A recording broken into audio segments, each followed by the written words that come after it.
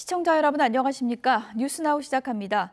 법원이 내란 우두머리 혐의를 받고 있는 윤석열 대통령의 체포영장과 수색영장을 발부한 데 대해서 윤 대통령 측이 입장을 발표하고 있습니다. 발표 내용 들어보시죠.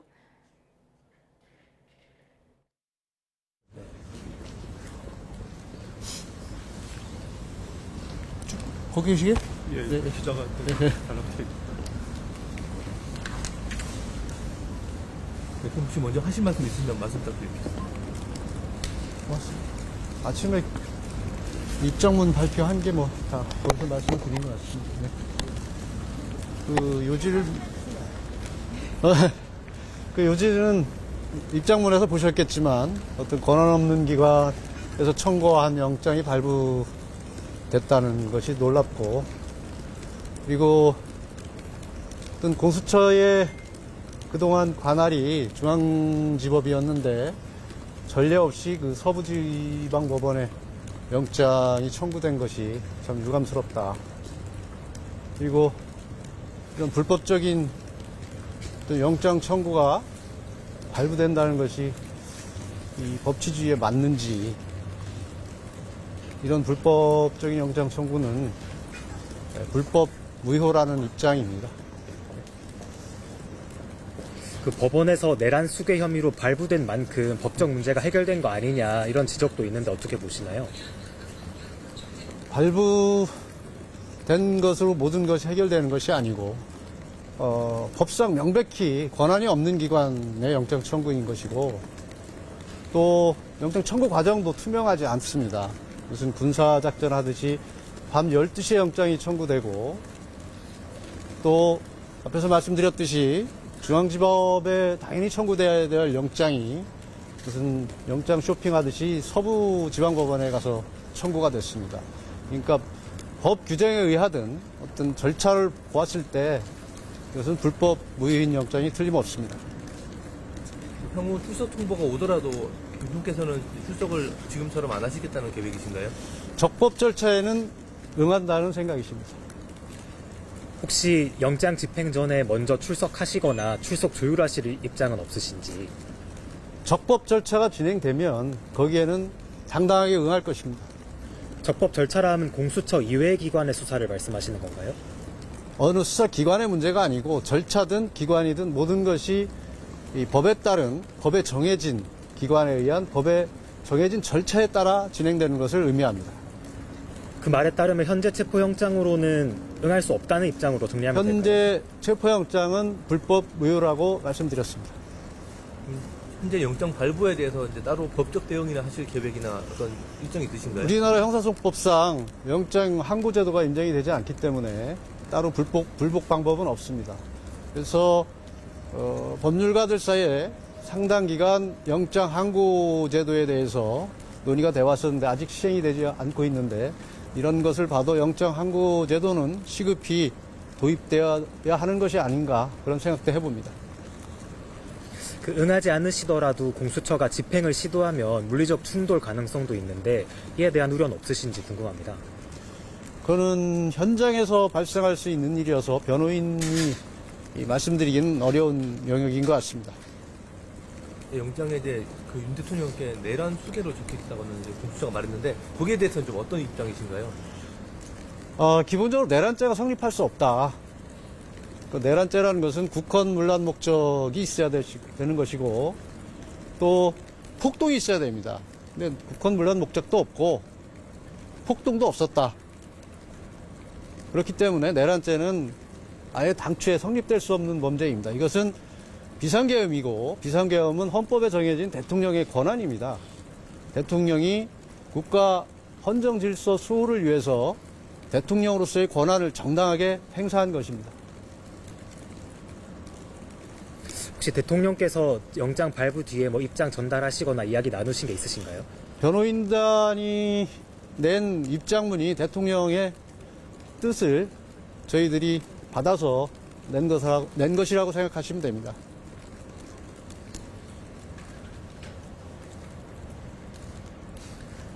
지금 헌법재판소에서도 서류나든지 자료 제출 요구하고 있는데 이에 대해서는 혹시 앞으로 어떻게 하실 건지도 궁금한데요.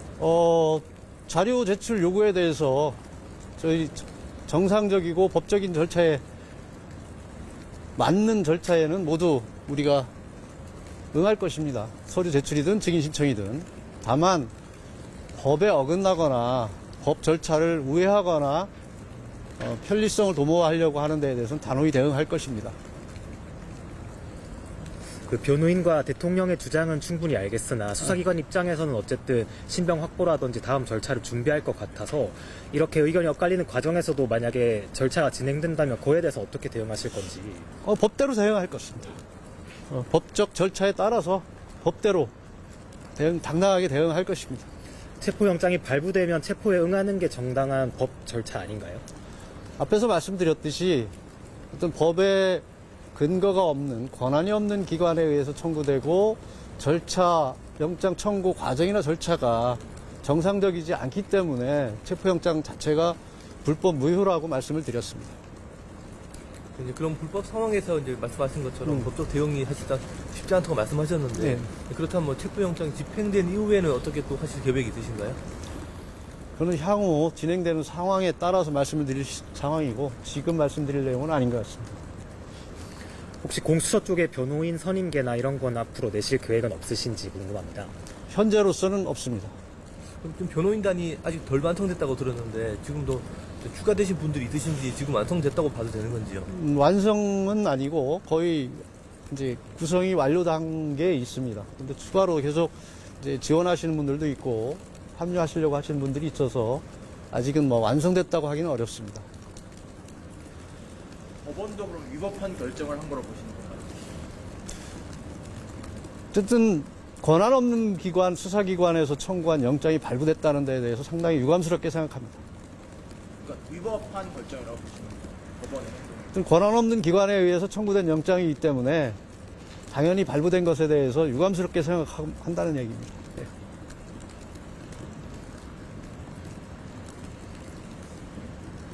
결과적으로 발부가 됐잖아요. 영장 발부가 된 건데 이렇게 된 거에 대해서 어떤 전략 미스라는 판단은 안 하시죠? 그렇지는 않습니다.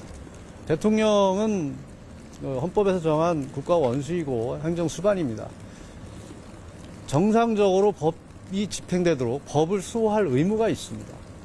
근데 그런 법들이 지켜지지 않는 부분에 대해서는 대통령이 단호히 대처하는 것이 오히려 맞습니다. 그리고 영장 발부가 반드시 옳은 것이고 틀린 것이 없다는 것이 아니라는 것은 일반 형사 사건에서도 영장 발부와 다른 결과들이 나오는 경우가 많이 있습니다. 그러면 이렇게 영장 발부로서 수사권 하나 인정했다고 대통령처럼 해석을 하는데 그것도 그러면 결과적으로 잘못된 이런 영장 발부이기 때문에 인정하지 않는다. 그렇습니다. 검찰이 이제 이번에 김용현 전 장관 기소하면서 이제 자료를 냈잖아요. 거기는 나오는 이제 보면은 사실 이제 그 김용현 피고인보다 윤 대통령이 더 많이 나온다고 할 정도 있는데 거기에 대해서는 좀 어떻게 보셨는지요? 그 공소장은 한마디로 황당하다. 그러니까 일방적 주장들의 나열이고 객관적 정황이나 상식에 부합하지 않는 내용들이다. 저희들은 그렇게 평가를 합니다. 그 정당한 수사기관의 수사라는 건 경찰 수사와 특검 수사 정도를 염두에 두신 건지 어떤 걸 염두에 두신 거라고 이해하면 될까요? 특정 기관을 염두에 둔 것이 아니고 법의 규정에 어긋나지 않는 법에 정해진 대로 간다는 의미입니다. 그럼 특검 수사가 시작되면 응하실 생각이신가요?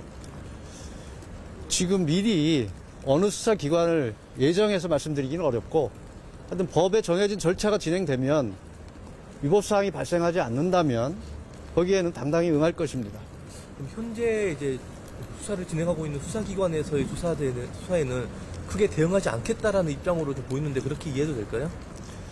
그 구체적으로 말씀드리기는 어렵고 위법사항이 해소되지 않는 한 거기에는 대통령으로서 응하기 어렵다는 주장입니다. 위법사항이 해소되려면 어떻게 해야 되나요?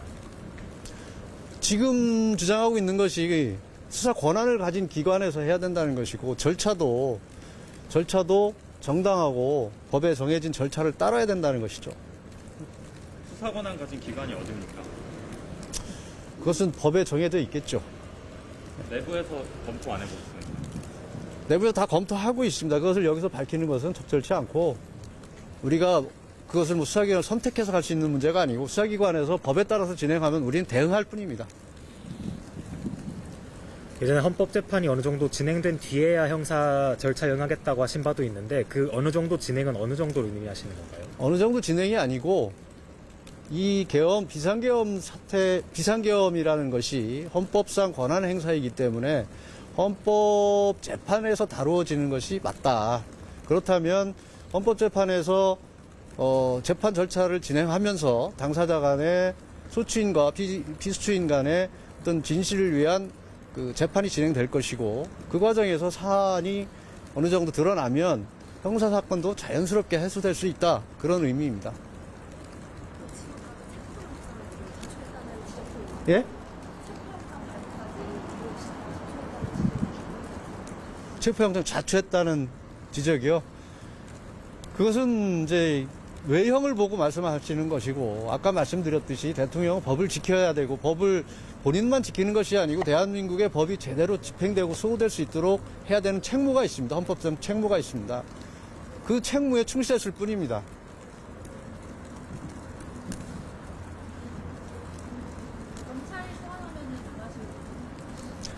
아니, 지금 어디 기관이 정해지지 않은 것을 미리 말씀드리기는 어렵습니다.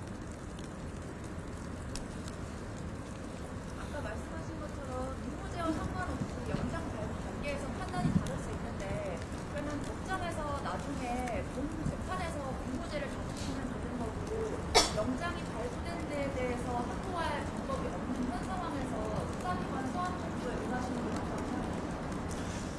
아까 말씀드렸듯이 권한 없는 기관의 영장 청구가 불법 무효라고 말씀드렸기 때문에 그 절차에 따라서 대응해 나갈 것입니다.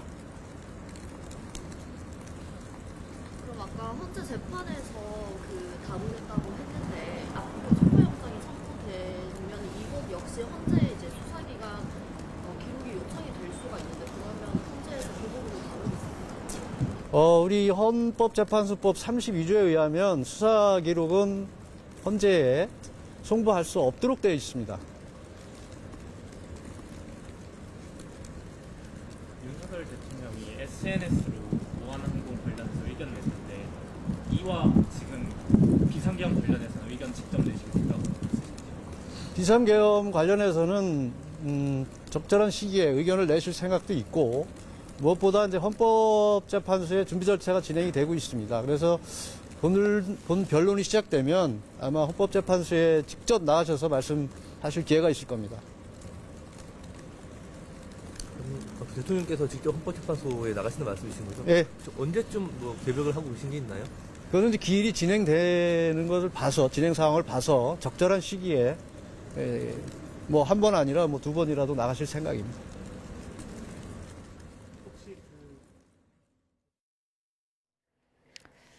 네, 윤석열 대통령 측의 윤곽근 변호사의 브리핑 내용을 좀 들어보셨습니다. 불법적인 영장 청구기 때문에 무효다. 이런 윤석열 대통령 측의 입장을 전했습니다. 또 공수처는 내란 혐의를 수사할 수 있는 권한이 없다. 그래서 불법적인 영장 청구다. 이런 내용인데요. 공수처가 내란 혐의 수사 권한이 없다. 이 부분을 윤석열 대통령 측에서 계속해서 강조해 왔지만 어쨌든 영장은 이제 발부가 된 상황이죠. 현직 대통령에 대해서 이렇게 체포 영장이 발부된 건 헌정사상 처음 있는 일입니다. 이번에는 수사기관 분위기가 어떤지 취재기자 연결해서 내용을 좀 들어보도록 하겠습니다. 이경국 기자. 네, 공수처에 나와 있습니다. 네, 법원 심사가 30시간 넘게 걸렸는데 결국 영장이 발부됐죠? 네, 공수처와 경찰 등이 참여하고 있죠. 공조수사본부가 청구한 윤석열 대통령 체포영장과 수색영장, 서울 서부지방법원이 영장 발부를 결정했습니다. 현직 대통령에 대한 체포영장 청구부터 발부까지 모두 헌정사상 처음 있는 일입니다. 이와 함께 수색영장에는 특정 장소뿐만 아니라 윤 대통령이 머물 만한 복수의 장소가 포함된 것으로 전해졌습니다. 공조본은 윤 대통령이 그제 3차 소환 통보에도 응하지 않자 그날 밤에 전격적으로 신병 확보 절차에 돌입을 했습니다. 법원은 이후에 장고를 이어간 끝에 영장 발부를 결정했습니다. 네, 발부 사유는 어떤 겁니까? 네, 공수처는 우선 체포영장에 적시된 혐의가 내란 수괴 혐의, 그러니까 내란 우두머리 혐의라고 밝혔습니다. 그동안 대통령 측이 이 공수처에 내란죄 수사권이 없다고 주장을 해왔습니다. 그런데 법원은 이런 주장을 받아들이지 않은 것으로 보입니다. 법원의 영장 발부 사유 구체적으로 공수처가 더 설명을 했는데요. 먼저 공수처는 대통령이 정당한 이유 없이 수사기관 출석 요구에 응하지 않았고 이후에도 응하지 않을 우려가 있다는 점, 그리고 죄를 범했다고 의심할 만한 상당한 이유가 있다는 점 등이 법원에서 인정됐다고 설명을 했습니다. 공수처 관계자는 발부된 영장은 1월 6일까지 집행해야 하고 체포영장 집행 전에 집행에 협조하라는 취지의 경고 공문을 보낼 예정이라고도 말했습니다. 현직 대통령 신분인 만큼 윤 대통령 측과 추가로 소환 조사를 조율할 가능성도 배제할 수는 없는 상황인데 일단 공수처는 체포영장이 발부가 된 만큼 집행이 원칙이라고 거듭 강조했습니다. 지금까지 공수처에서 전해드렸습니다. 네, 헌정사상 초유로 현직 대통령에 대한 체포영장이 발부되면서 비상계엄 사태 수사에도 속도가 붙을 것으로 보입니다. 현장에 취재기자가 나가 있습니다. 윤흥성 기자. 네, 경찰청 국가수사본부입니다. 네, 공수처와 함께 수사하고 있는 경찰 특별수사단의 분위기도 좀 알아보죠. 네, 일단 경찰은 공수처와 함께 체포영장 집행 시기와 방법 등을 논의할 것으로 보입니다. 앞서 경찰 특수단의 대통령실과 삼청동 안가 압수수색도 경호처가 번번이 막아섰기 때문에 이번 체포영장도 막아설 가능성이 있습니다. 경호처는 그동안 군사상 비밀을 요하는 장소는 책임자 승낙 없이 압수 또는 수색할 수 없다는 형사소송법 110조 등을 근거로 대통령실의 문을 굳게 걸어 잠가 왔는데요. 반면 수사당국은 영장 집행에 법적으로 아무런 문제가 없다는 입장입니다. 경찰 특수단 관계자는 구체적인 대응 방법에 대해선 말을 아끼면서도 여러 변수에 대해 충분히 검토하고 영장 집행을 준비하고 있다고 설명했습니다. 네, 만약에 윤석열 대통령의 신병을 확보하게 된다면 경찰 수사도 탄력을 받게 되겠죠? 네, 윤 대통령이 내란 수괴 혐의를 받는 123 비상계엄 사태의 핵심 피의자인 만큼 경찰 특수단의 수사에도 탄력이 붙을 전망입니다. 앞서 경찰은 윤 대통령과 한덕수 국무총리 등 당정 관계자 21명과 군인 19명 등 모두 45명을 이번 사건에 입건해 조사하고 있는데요. 윤 대통령을 제외한 대부분은 최소 한 번 이상 조사를 마친 상황입니다. 이런 가운데 윤 대통령이 수사기관에 출석하면 비상계엄 진행 상황과 관련해 관련자들의 교차 검증이 가능할 전망입니다. 끝내 윤 대통령이 자진 출석하지 않아서 체포영장으로 신병이 확보되면 수사기관은 48시간 이내에 구속영장을 청구하거나 석방해야 합니다. 현실적으로 체포영장이 집행되면 이후 구속영장과 기소까지 이어질 가능성이 높다는 겁니다. 지금까지 경찰청 국가수사본부에서 YTN 윤홍성입니다. 윤석열 대통령의 죄목을 내란 수괴로 적시한 체포영장을 법원이 발부하면서 영장 집행이 어떻게 이루어질지 관심이 쏠리고 있습니다. 대통령 경호처는 영장 집행과 관련해 적법한 절차에 따라 경호 조치가 이루어질 것이라고 예고했고 대통령실은 윤 대통령 측 변호인단이 대응할 사안이라면서 말을 아꼈습니다. 취재기자 연결해서 들어보겠습니다. 조용성 기자, 경호처 입장이 나왔죠? 네, 고위공직자 범죄수사처가 체포영장을 집행하기 위해 관저에 올 경우 대통령 경호처가 이에 협조할지가 관건인데요. 대통령 경호처는 영장 집행과 관련해 적법한 절차에 따라 경호 조치가 이뤄질 것으로 알고 있다고 밝혔습니다. 경호처는 윤 대통령에 대한 체포영장이 발부된 직후 이런 입장문을 냈습니다. 경호처는 앞서 공수처가 수사를 본격화하며 세 차례 소환 요구를 한 데 이어 체포영장까지 청구하자 구체적인 대응 방안을 논의해왔습니다. 현재로선 공수처가 윤 대통령이 머물고 있는 관저에서 영장 집행에 나설 경우 경찰의 출입을 막을지 여부에 대해 확실한 방침을 정했다고 판단하기는 어려운 상황입니다. 경호처의 입장이 법원으로부터 발부받은 영장을 막아서겠다는 것으로 해석될 여지도 있지만 실제로 집행 과정을 지켜봐야 알 수 있을 것으로 보입니다. 대통령실은 체포영장 발부에 대해 별다른 입장을 내지 않았습니다. 대통령실은 윤 대통령에 대한 수사와 헌법재판소의 탄핵 심판에 관여하지 않고 변호인단이 대응하고 있으며 따로 연락을 받고 있지 않다는 입장입니다. 또 체포영장에 응할지에 대해서도 변호인단에서 대응할 사안이라며 말을 아끼고 있습니다. 지금까지 대통령실에서 YTN 조용성입니다. 네, 한남동 대통령 관저 인근은 긴장감이 고조되고 있습니다.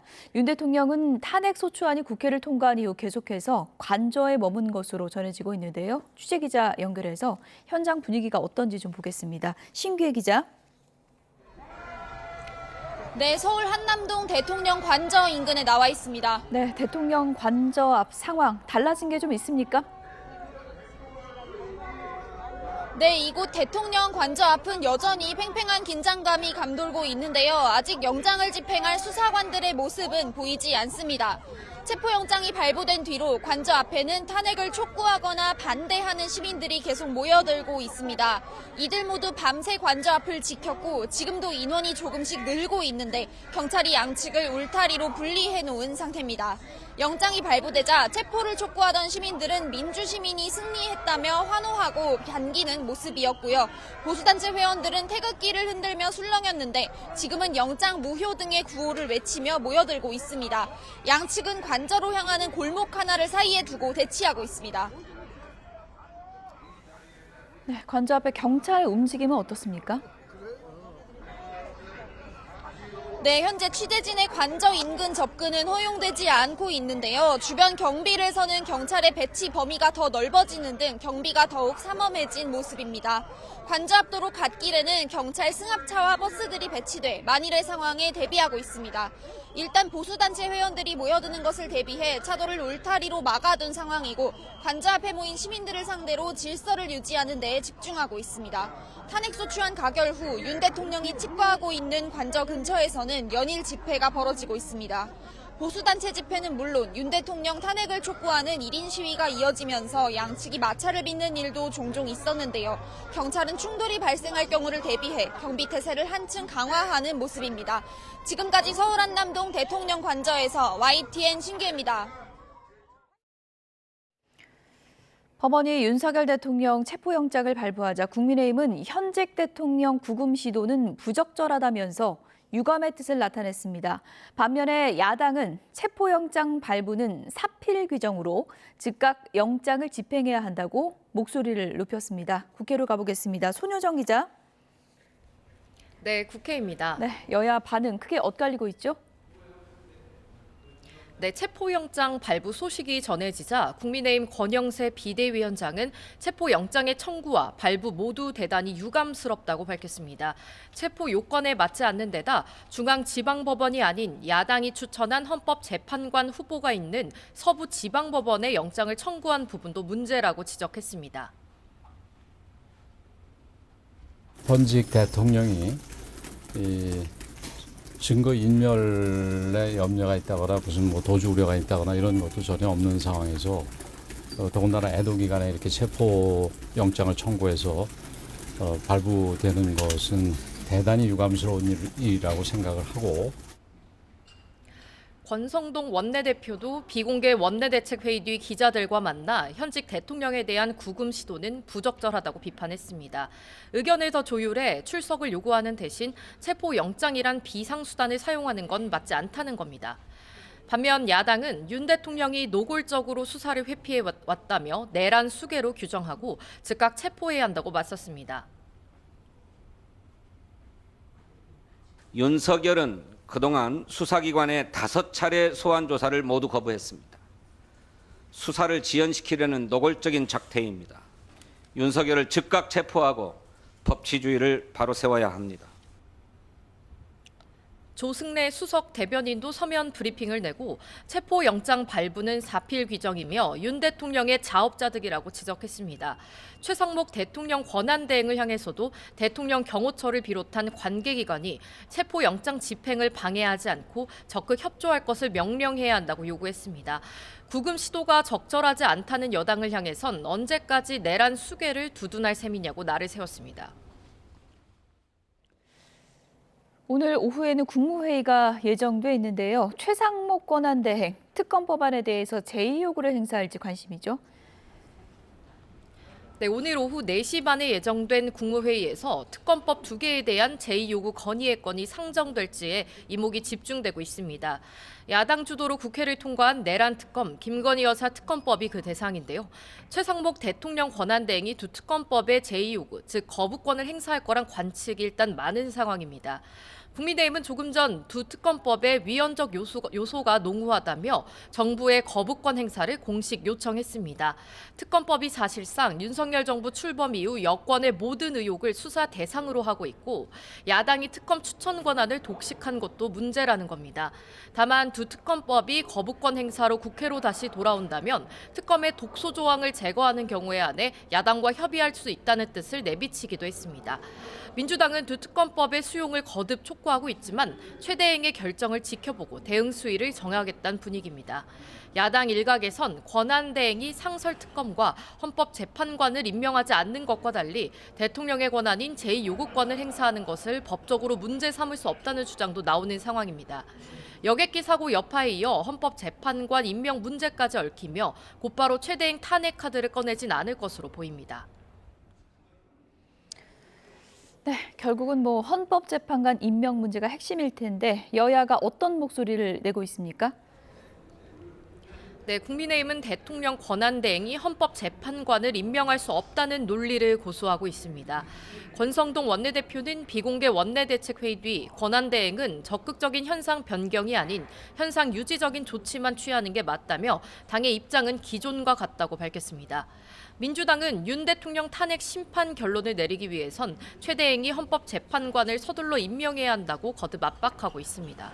당 일각에선 최대행이 특검의 거부권을 행사하되 헌법재판관 임명에 대해선 전향적인 입장을 내지 않겠느냐는 기대감도 조심스럽게 제기되고 있습니다. 지금까지 국회에서 전해드렸습니다. 비상계엄 사태를 수사하고 있는 경찰이 정진석 대통령 비서실장에게 출석을 요구했지만 정 실장이 나오지 않아서 조사가 불발됐습니다. 경찰청 국가수사본부 특별수사단은 어제 정진석 실장이 출석하지 않았다며 연락도 없었다고 밝혔습니다. 정 실장 측은 그러나 특별수사단과 소통을 하고 있고 출석 일정을 조율하고 있다고 설명했습니다. 검찰 특별수사본부가 여인영 국군 방첩사령관과 이진우 수도방위 사령관을 이르면 오늘 구속 기소할 전망입니다. 검찰 비상계엄 특별수사본부는 내일이 구속 만기인 두 사령관에 대한 공소제기 여부를 이르면 오늘 결정할 예정입니다. 여인영 사령관은 김용현 전 국방부 장관과 함께 계엄을 사전에 모의하고 계엄군을 동원해 국회의원 체포조 운영에 관여한 혐의를 받고 있습니다. 이진우 사령관은 비상계엄 당시 계엄 해제 요구한 의결을 막기 위해 국회에 수방사 병력을 투입한 혐의를 받고 있습니다.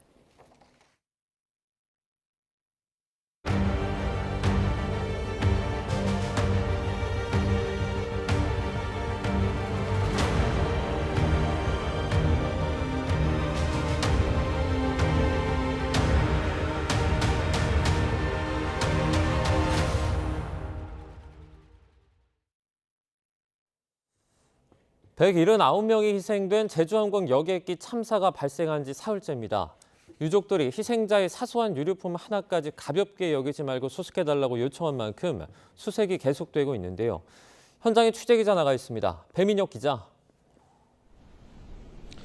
네, 무안 국제공항 사고 현장에 나와 있습니다. 네, 수색 작업이 이어지고 있는 거죠?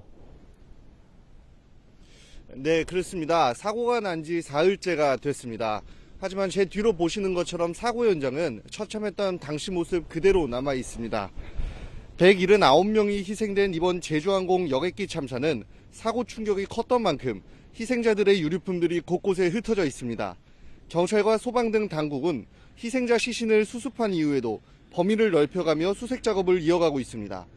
앞서 유족은 사고 공동 대응을 위해 대표단을 출범하며 정부 당국의 희생자들의 사소한 유류품 하나까지 가볍게 여기지 말고 수색을 이어가달라고 요청했습니다. 그런 만큼 어젯밤에도 늦게까지 수색 작업이 이어졌고 오늘도 오전 8시부터 다시 수색이 재개된 상황입니다.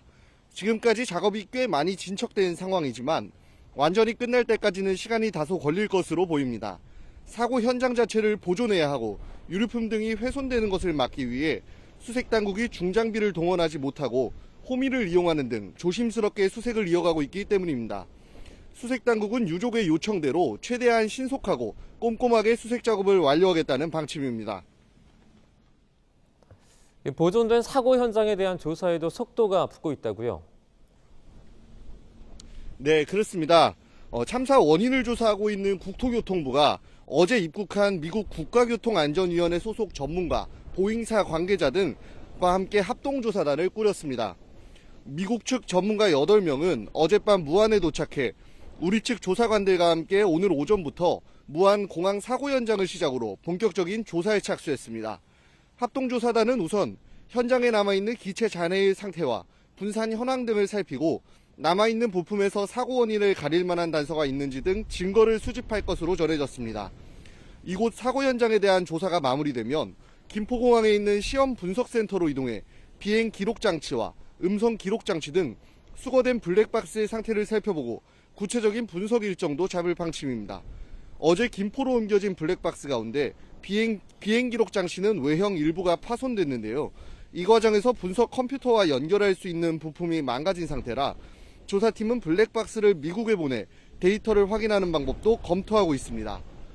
지금까지 무안국제공항 사고 현장에서 YTN 배민혁입니다. 제주항공 여객기 참사 사고 원인 조사를 위해 우리나라와 미국 조사 요원들이 사고 현장 조사를 시작했습니다.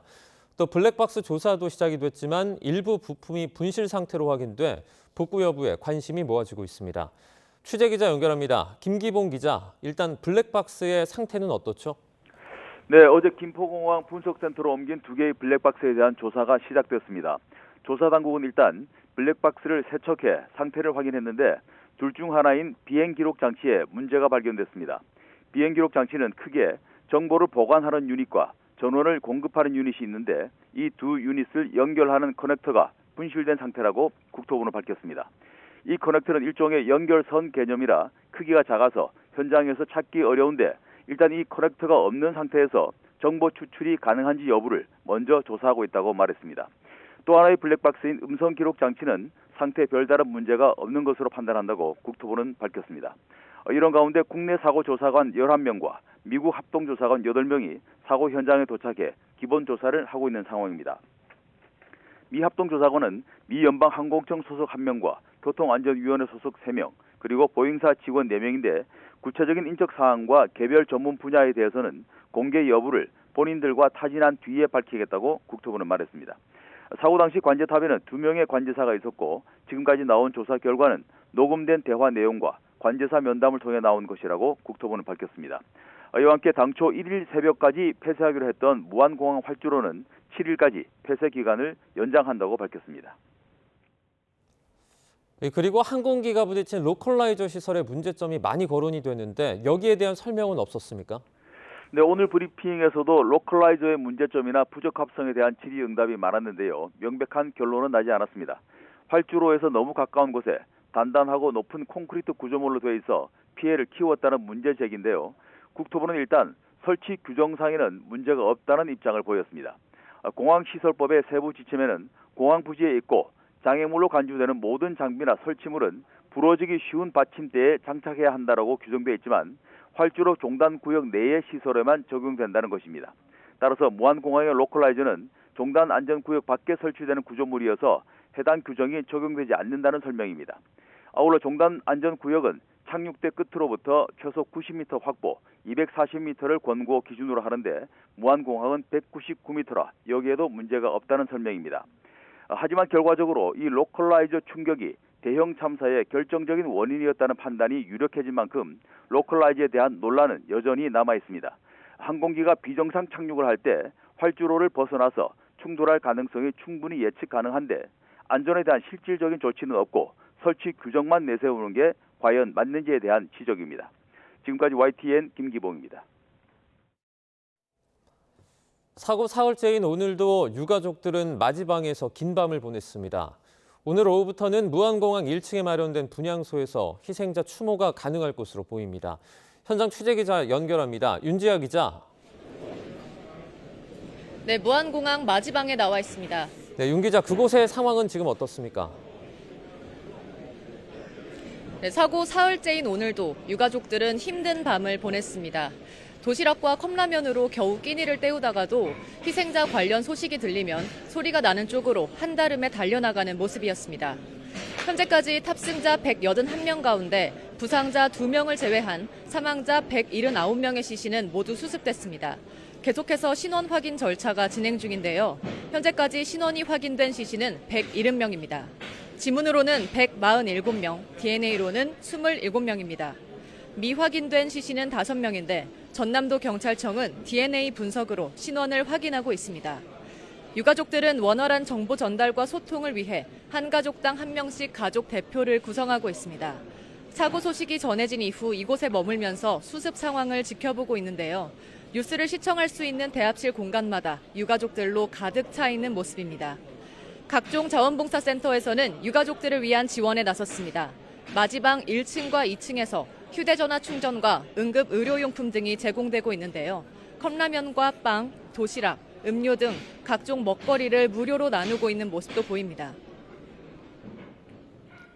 네, 마지방 1층에 이제 분향소가 마련이 된다고요? 네, 마지방 1층에 희생자들을 위한 추모 공간이 마련되고 있습니다. 근조화원이 분향소 앞을 빼곡하게 채우고 있는데요. 오늘 오후 2시 이후부터는 무안공항 안에서 희생자들을 추모할 수 있을 것으로 보입니다. 제주항공 여객기 희생자의 장례 절차가 처음으로 시작됐습니다. 전라남도는 제주항공 여객기 희생자 2명의 시신이 광주에 있는 장례식장과 서울로 각각 운구됐다고 밝혔습니다. 광주로 옮겨진 희생자 2명 가운데 1명은 내일 모레 발인될 예정입니다. 사고 발생 사흘째가 됐지만 사망자 신원 확인이 더디게 이뤄지면서 유족들의 항의도 잇따랐습니다. 지금까지 무안국제공항 마지방에서 YTN 윤지아입니다. 여객기 참사가 발생한 무안공항 인근에도 희생자 합동 분향소가 마련돼 있습니다. 이제 시민들의 추모 행렬이 계속해서 이어지고 있는데요. 현장에 취재기자 연결합니다. 오선열 기자. 네, 전남 무안 종합 스포츠 파크에 나와 있습니다. 네, 오늘도 조문객들이 많이 찾아오고 있죠? 네, 그렇습니다. 이곳 합동 분향소는 사고 현장에서 차로 10분 정도 떨어졌는데요. 여객기 사고 희생자를 위해 이른 아침부터 애도의 발길이 이어지고 있습니다. 분향소가 마련된 지 이틀째인데요. 어제까지만 해도 합동 분향소는 오전 11시부터 조문할 수 있었습니다. 오늘은 2시간 이른 오전 9시부터 조문객을 받기 시작했는데요. 전국 각지에서 한달음에 달려온 추모객들은 안타까움을 감추지 못했습니다. 분향소 안쪽 단상엔 신원이 확인된 희생자들의 위패가 세워졌습니다. 하얀 국화꽃도 재단에 가득한데요.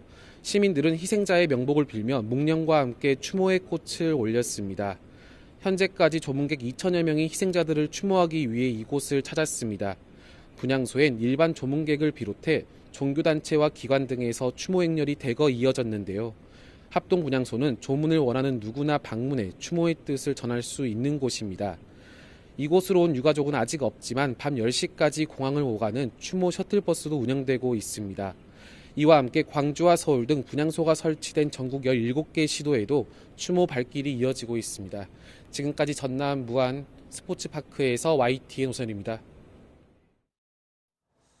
전국 곳곳에 마련된 제주항공 여객기 참사 합동 분향소에는 추모객들의 발길이 이어지고 있습니다. 올해의 마지막 날 시민들은 한마음으로 희생자들을 애도하고 있는데요. 현장에 나가 있는 취재기자 연결합니다. 임혜진 기자. 네, 서울시청 합동 분향소에 나와 있습니다. 오늘 아침에 분향소가 차려졌는데 조문객들이 많이 다녀갔습니까? 네, 추운 날씨에도 이곳 합동 분향소에는 애도 행렬이 이어지고 있습니다. 점심시간이 되면서 많은 조문객들로 이렇게 긴 줄이 늘어서 있는 모습입니다. 시민들은 헌화와 묵념으로 희생자들의 넋을 기리고 있습니다. 안타까운 마음에 찾아온 추모객 이야기 직접 들어보시겠습니다. 너무 안타까운 사건이고 사실 일어나지 말았어야 하는 사건인데 사실 네, 그냥 뭐라고 말을 할 수 없는 그냥 참담한 심정이라고 생각이 됩니다. 네.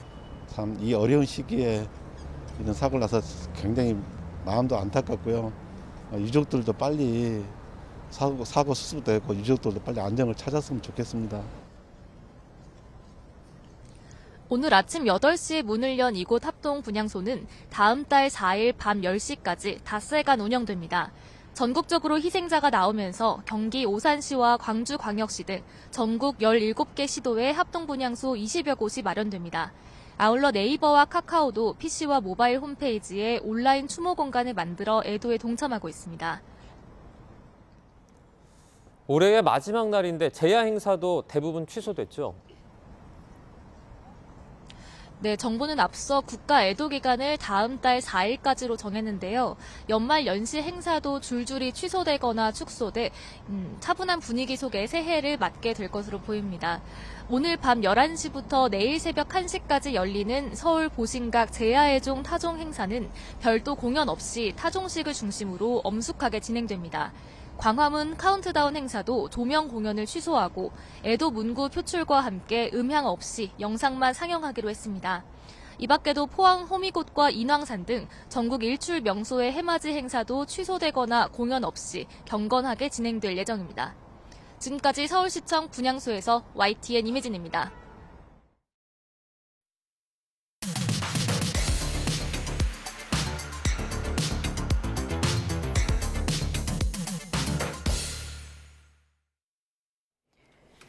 네, 가게 살아있는 정치평론 시사정각 시작하겠습니다. 오늘은 김근식 전 국민의힘 비전전략실장 그리고 복귀왕 더불어민주당 의원 두 분을 모셨습니다. 어서 오세요. 안녕하세요.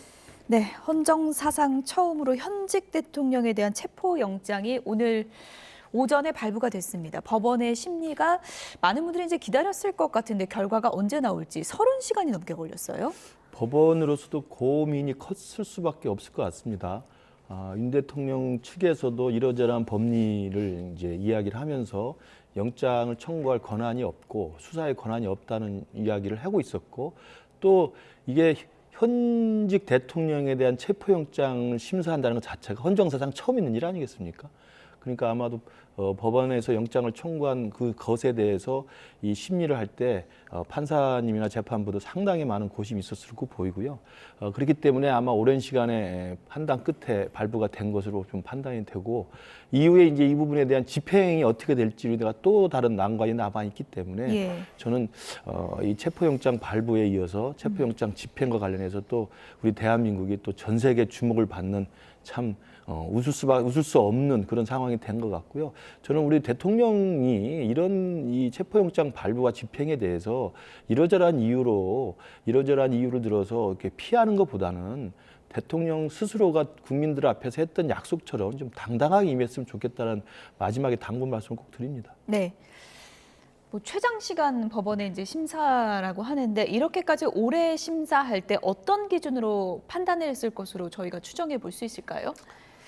사상 초유의 일이기도 하고 예. 아마 재판 역사에서도 이런 재판을 두 번 다시 하는 것이 거의 뭐 불가능할 정도로 전 세계적으로도 아마 사례를 찾아보기 어려웠을 텐데 최대한 위법할 가능성이 있는 부분들을 다 들춰내서 하나하나 확인을 해보지 않았나 싶습니다.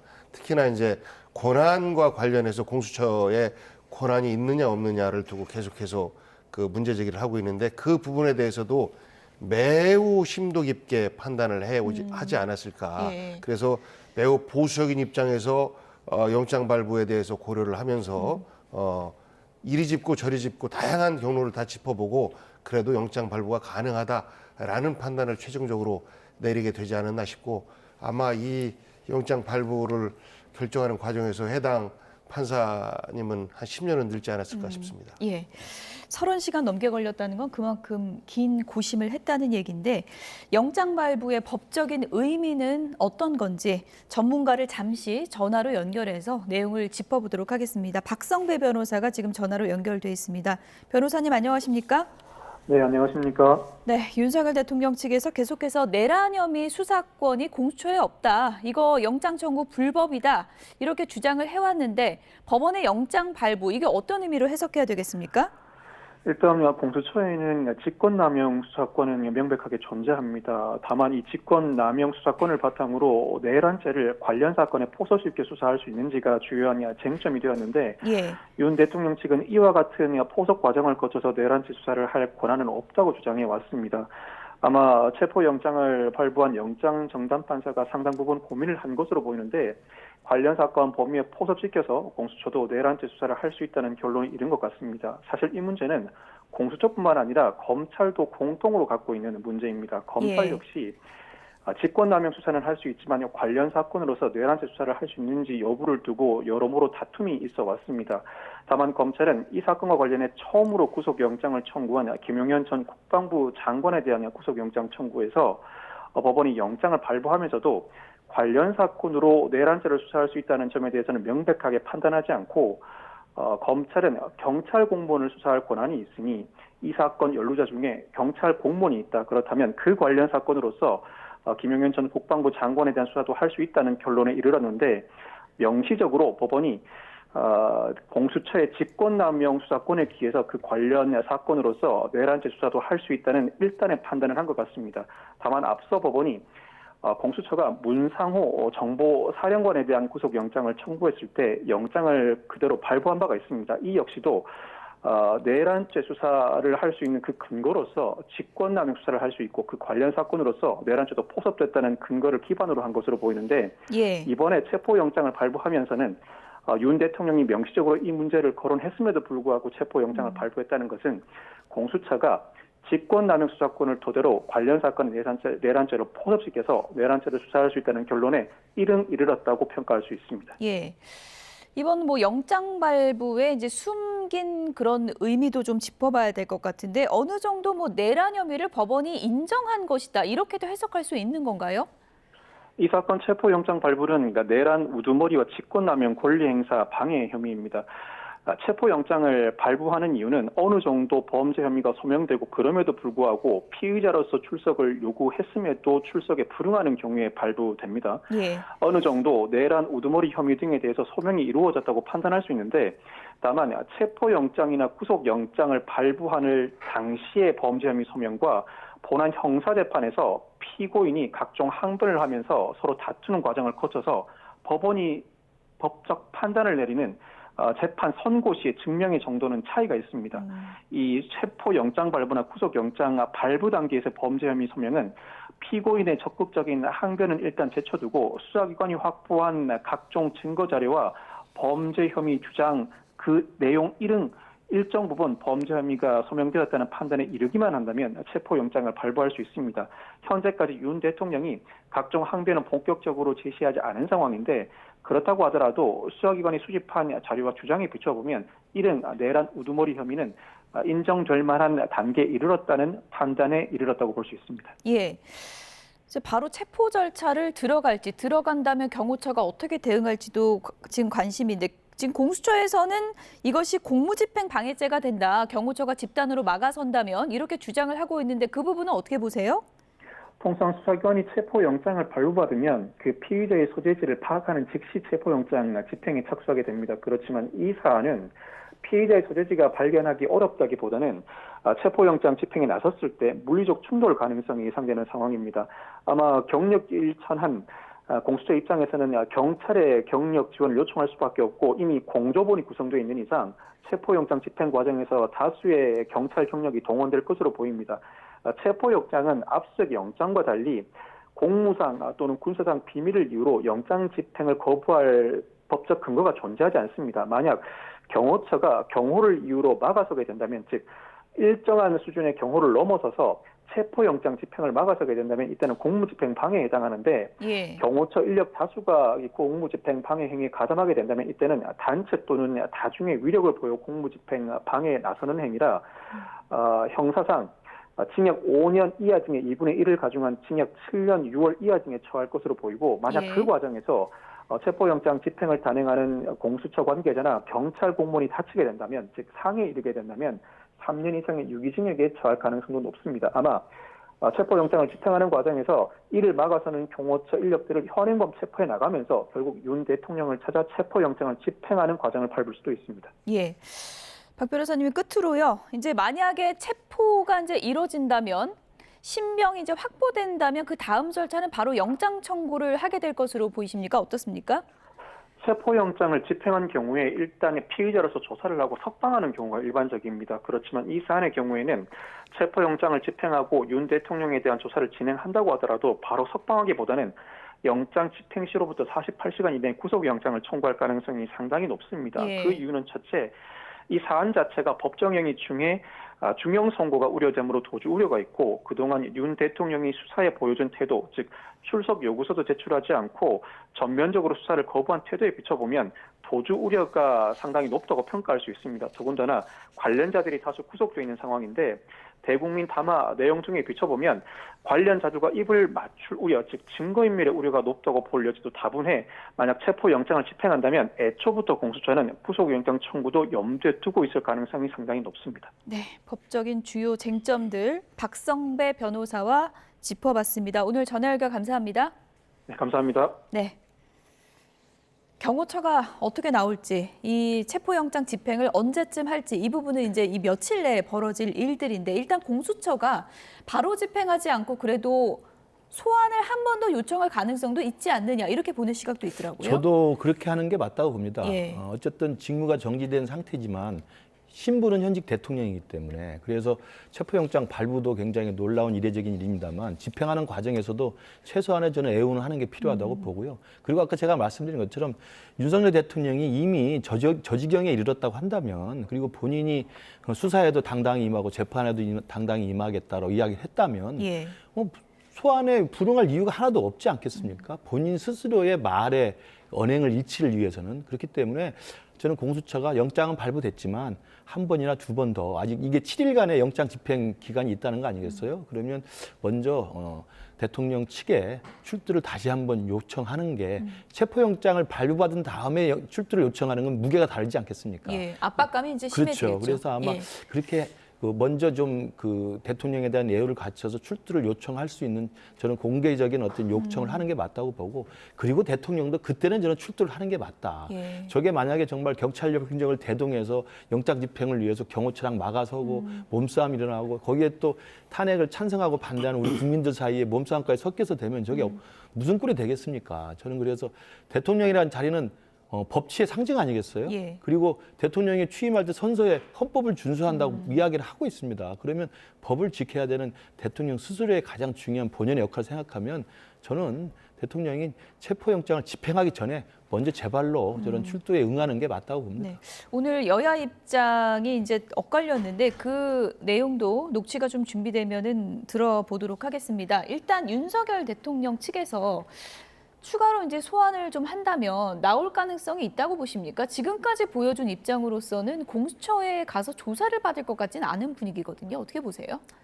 예, 그 체포영장 발부되고 나서 그 윤곽근 변호사를 통해서 이 과정 자체가 불법이기 때문에 무효다, 응하지 않는다라고 이미 입장 발표를 했어요. 예. 그렇기 때문에 스스로 자발적으로 조사에 응할 일은 만무하겠다 이런 판단을 내릴 수밖에 없게 만들고 그리고 공수처에서는 지난 3번에 걸쳐서 이미 소환 통보를 했었고 이것에 응하지 않기 때문에 이제 예. 강제 구인 절차를 밟는 거 아니겠습니까? 그런데 이 영장 발부에 대해서 또 불법 무효다라고 반박을 하고 있기 때문에 추가적으로 자발적으로 응해라라는 소환 통보는 더 이상 의미가 없고 만약에 소환 통보를 또 했다라고 하면 그러면 체포영장 청구는 뭐로 했느냐라는 비판에 직면할 수밖에 없을 것 같아요. 그래서 우리 국민들의 걱정을 좀 덜어주고 그리고 행여나 경호처에 있는 그 직원들도 공무원 아닙니까?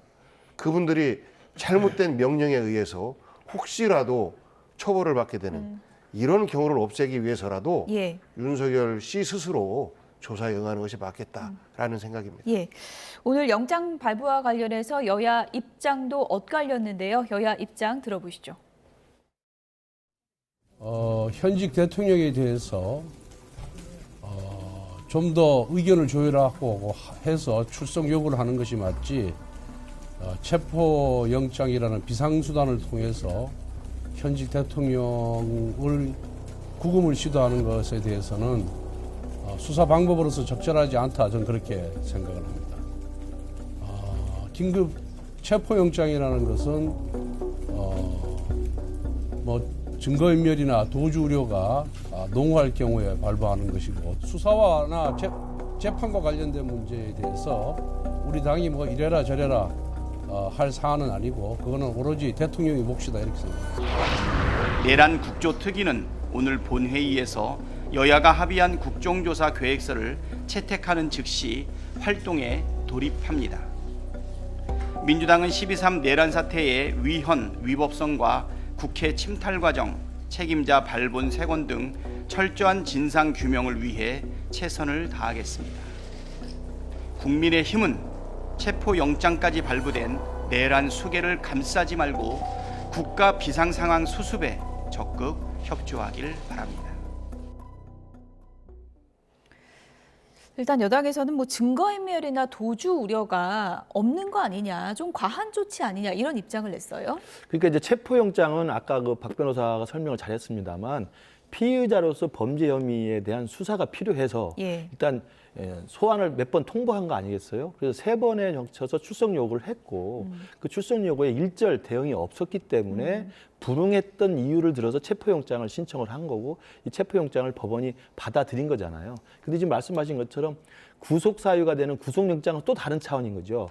체포영장으로 일단 구인이 됐다고 한다면 구인해서 수사를 하는 과정에서 범죄 혐의에 대한 것들이 소명이 됐다든지 그리고 증거인멸과 도주의 우려가 있어야 구속영장이 발부가 되지 않겠습니까? 그러나 지금 아까 권성동 원내대표가 말한 대로 현재 대통령이 도망은 또 어디로 가겠습니까? 그리고 증거인멸은 뭐 모르겠습니다. 증거인멸은 뭐 입을 맞추고 있는지 모르겠습니다만 어찌됐든 간에 체포영장과는 달리 저는 이번에 신병이 확보돼서 체포가 된 다음에 수사 이후에 구속영장을 청구한다 하더라도 법원에서 구속영장 발부는 또 다른 상황이라고 생각을 해요. 저는 일단 체포가 돼서 수사가 되고 내란 혐의에 대한 일정 정도의 수사가 진행되는 과정이라고 한다면 저는 굳이 현직 대통령을 구속까지 하는 상황까지 갈 것인가.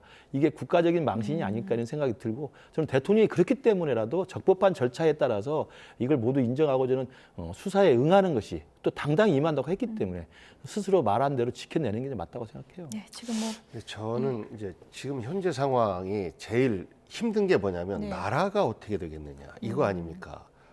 이 나라가 걱정이다라고 하는 것은 불확실성을 제거해야 되는 건데 이 불확실성을 제거하기 위한 여러 가지 장치 중에서 이제 헌법재판관 임명도 아직 머뭇머뭇거려지고 있는 상태고 그 밖에 이제 뭐 국가기관별로 제대로 역할을 하고 있는지에 대해서도 국민들의 의구심을 갖고 있고 그런데 지금 윤석열 대통령을 구속한다라고 하는 것은 시스템이 작동하는 것이라 어느 정도의 불확실성을 제거할 수 있는 큰 수단이 될 수가 있겠다. 그럼 국민들의 걱정은 많이 덜어드릴 수 있는 것이죠.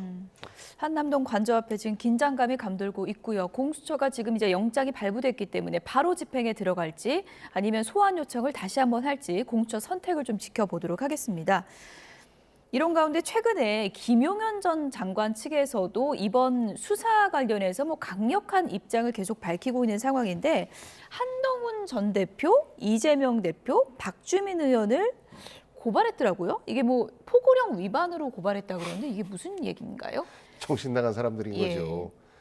개헌 자체가 실체와 절차 이 두 가지가 모두가 다 위헌적이고 유법적이다라고 하는데 그 포함된 포고령을 위반했다라고 해서 고발을 한다라고 하는 것은 이게 국민들 복장 터지게 만드는 거지 이 정상적인 사고를 가진 사람들이 할 짓은 아닌 것 같아요. 그 국민들이 다 웃을 것 같습니다. 근데 본인들의 계엄이 정당했다, 적법하다라는 것을 전제로 해서 이 포고령도 그러면 작동되고 효과가 있는 것이니까 정치행위 금지를 포고령에 담았는데 정치행위를 한 행위에 대해서는 계엄법 위반이다. 뭐 이런 식으로 접근하는 건데요.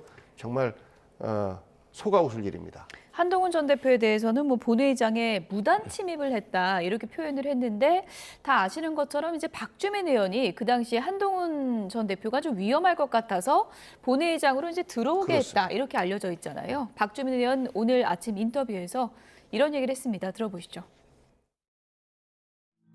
그럼 제가 오히려 물어보고 싶어요. 아니 지금 한동훈, 이재명 대표 이런 정치인들 왜 체포하려고 했어요?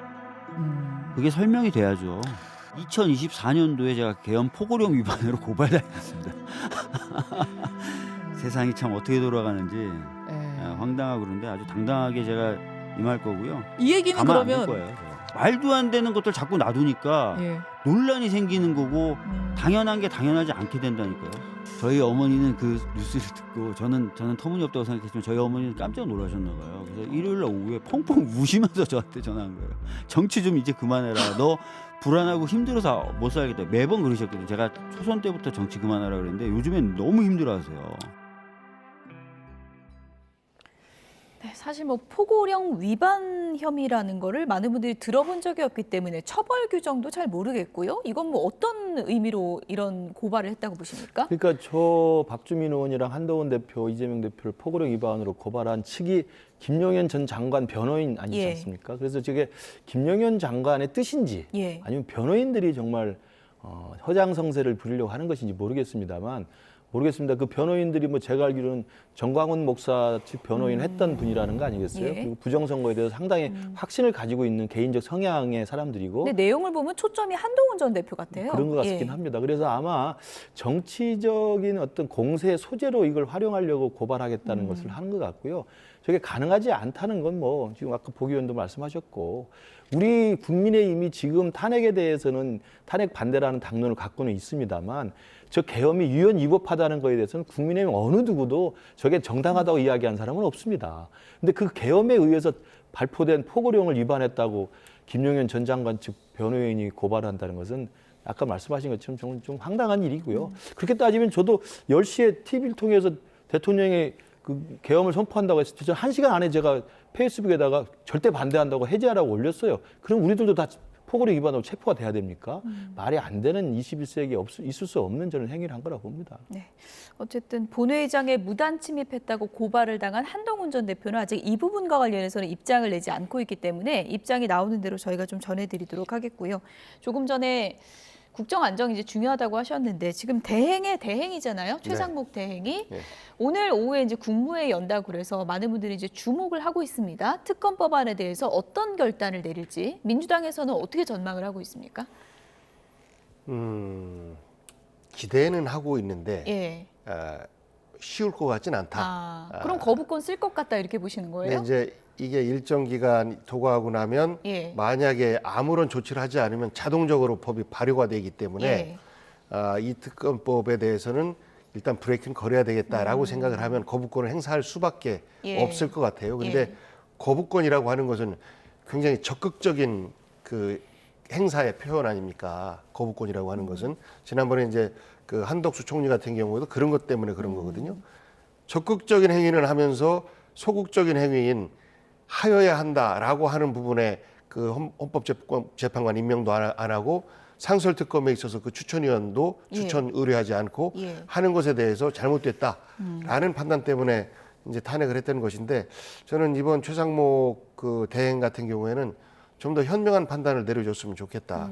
최소한 기본적으로 특검법에 대해서 거부권을 행사한다라고 하면 헌법재판관 3명에 대한 임명과 함께 한다라고 하면 정치적으로 봤을 때 국민의힘 쪽에서 주장하고 있는 부분에 대해서 일정 정도 포용하는 것이고 그리고 국민 일반이 생각하는 것이 또 대법원 헌재 관련 그 법조인들도 재판관 임명해야 된다라는 건 아니겠습니까?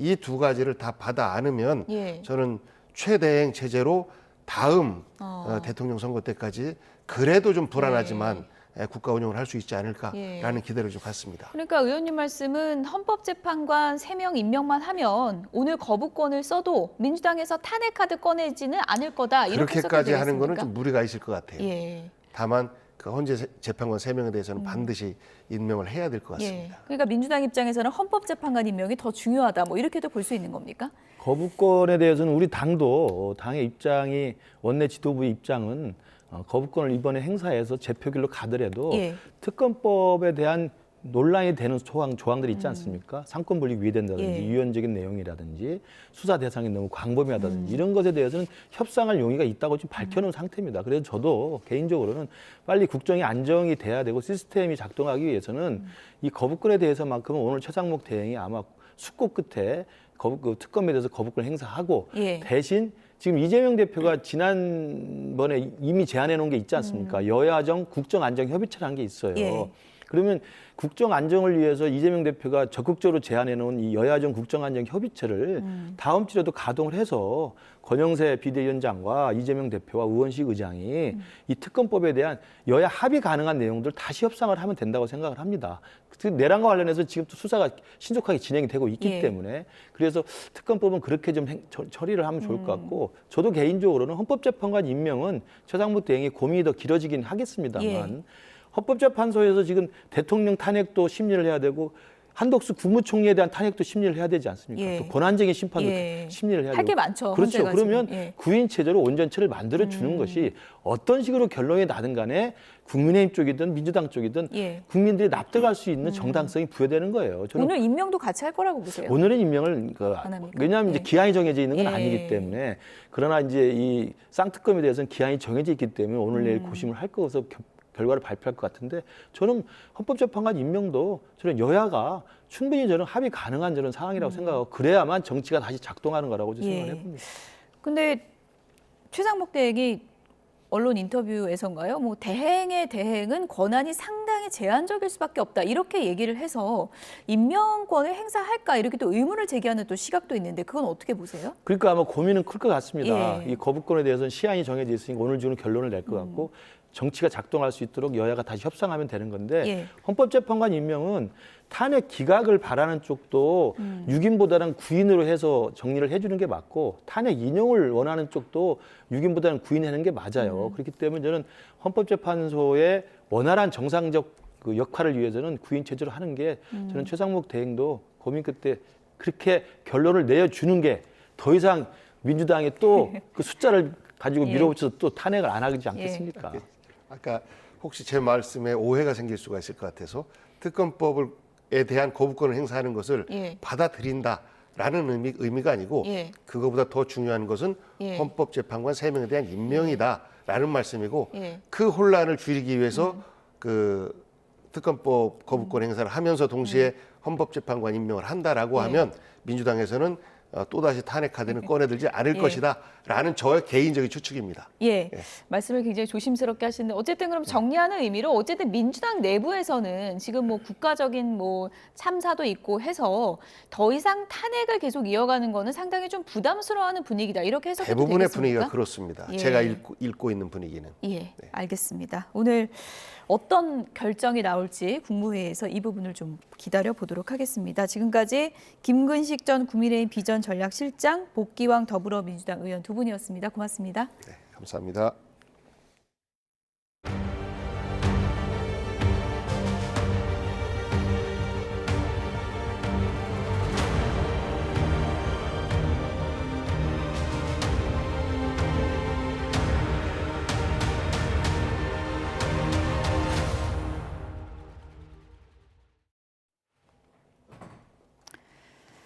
전국 17개 시도 88곳에서 여객기 사고 희생자를 추모하기 위한 합동 분향소가 운영되고 있는 가운데 서울시청 앞에 마련된 분향소에도 이른 아침부터 시민들의 발길이 이어졌습니다. 오늘 밤에 예정됐던 보신각 타종 행사는 애도와 추모의 분위기 속에서 엄숙하게 진행하기로 했습니다. 차정윤 기자입니다. 서울시청 앞 여객기 사고 희생자 합동 분향소에 이른 아침부터 조문객들의 발길이 이어집니다. 국화꽃을 놓으며 애도를 표한 시민들은 혼란한 시국 속 발생한 대형 참사에 안타까움을 감추지 못했습니다. 집에만 있기에는 너무 좀 울적한 기분이 들어서 사고의 그 원인도 잘 밝혀졌으면 좋겠고 또 이제 적절한 그 유가족들에게 위로와 이제 보상이 이루어졌으면 하는 마음입니다. 이 어려운 시기에 이런 사고를 나서 굉장히 마음도 안타깝고요. 저도 고향이 그쪽이라서 더더욱이나 마음이 더 아프고 짠합니다. 전국 곳곳에서 해넘이 해맞이 행사를 취소한 가운데 자정에 진행될 예정이었던 서울 보신각 제아의종 행사도 대폭 축소됐습니다. 사전 공연과 각종 퍼포먼스는 취소하고 애도와 묵념의 시간과 함께하는 엄숙한 타종식으로 새해를 맞이하기로 했습니다. 광화문 카운트다운 행사도 조명 공연을 취소하고 음향 없이 미디어 영상만 상영됩니다. 1월 4일까지가 애도 기간으로 추모 기간으로 정해진 만큼 많은 시민들이 함께 마음을 모아서 고인들의 명복을 빌고 그리고 유가족 여러분들의 깊은 위로의 말씀을 마음을 전할 수 있으면 좋겠습니다. 서울광장 스케이트장은 평소와 같이 개장하지만 국가 애도 기간에는 음악 없이 조용하게 운영됩니다. YTN 최종입니다. 네, 제주항공 여객기 추락 참사 사고 사흘째지만 당시 상황에 대한 의문은 계속되고 있습니다. 사고 원인 조사도 본격적으로 이루어지고 있는데요. 관련 내용 정윤식 가톨릭 관동대 항공운항학과 교수와 함께 얘기 나눠보겠습니다. 어서 오세요. 네, 안녕하세요. 반갑습니다. 사고 당시에 대한 여러 가지 분석이 이제 계속 나오고 있는데 몇 가지 또 의문점이 지금 제기가 되고 있습니다. 네. 그러니까 1차 시도 후에 다시 복행을 해서 2차 착륙을 한 건데 네. 1차 시도 때는 랜딩 기어가 내려와 있었다. 이런 주장들이 나오고 있더라고요. 예, 정상적으로 1차 접근할 때는 계기 접근 절차, 우리 ILS 접근 절차대로 정상적으로 잘 내려왔습니다.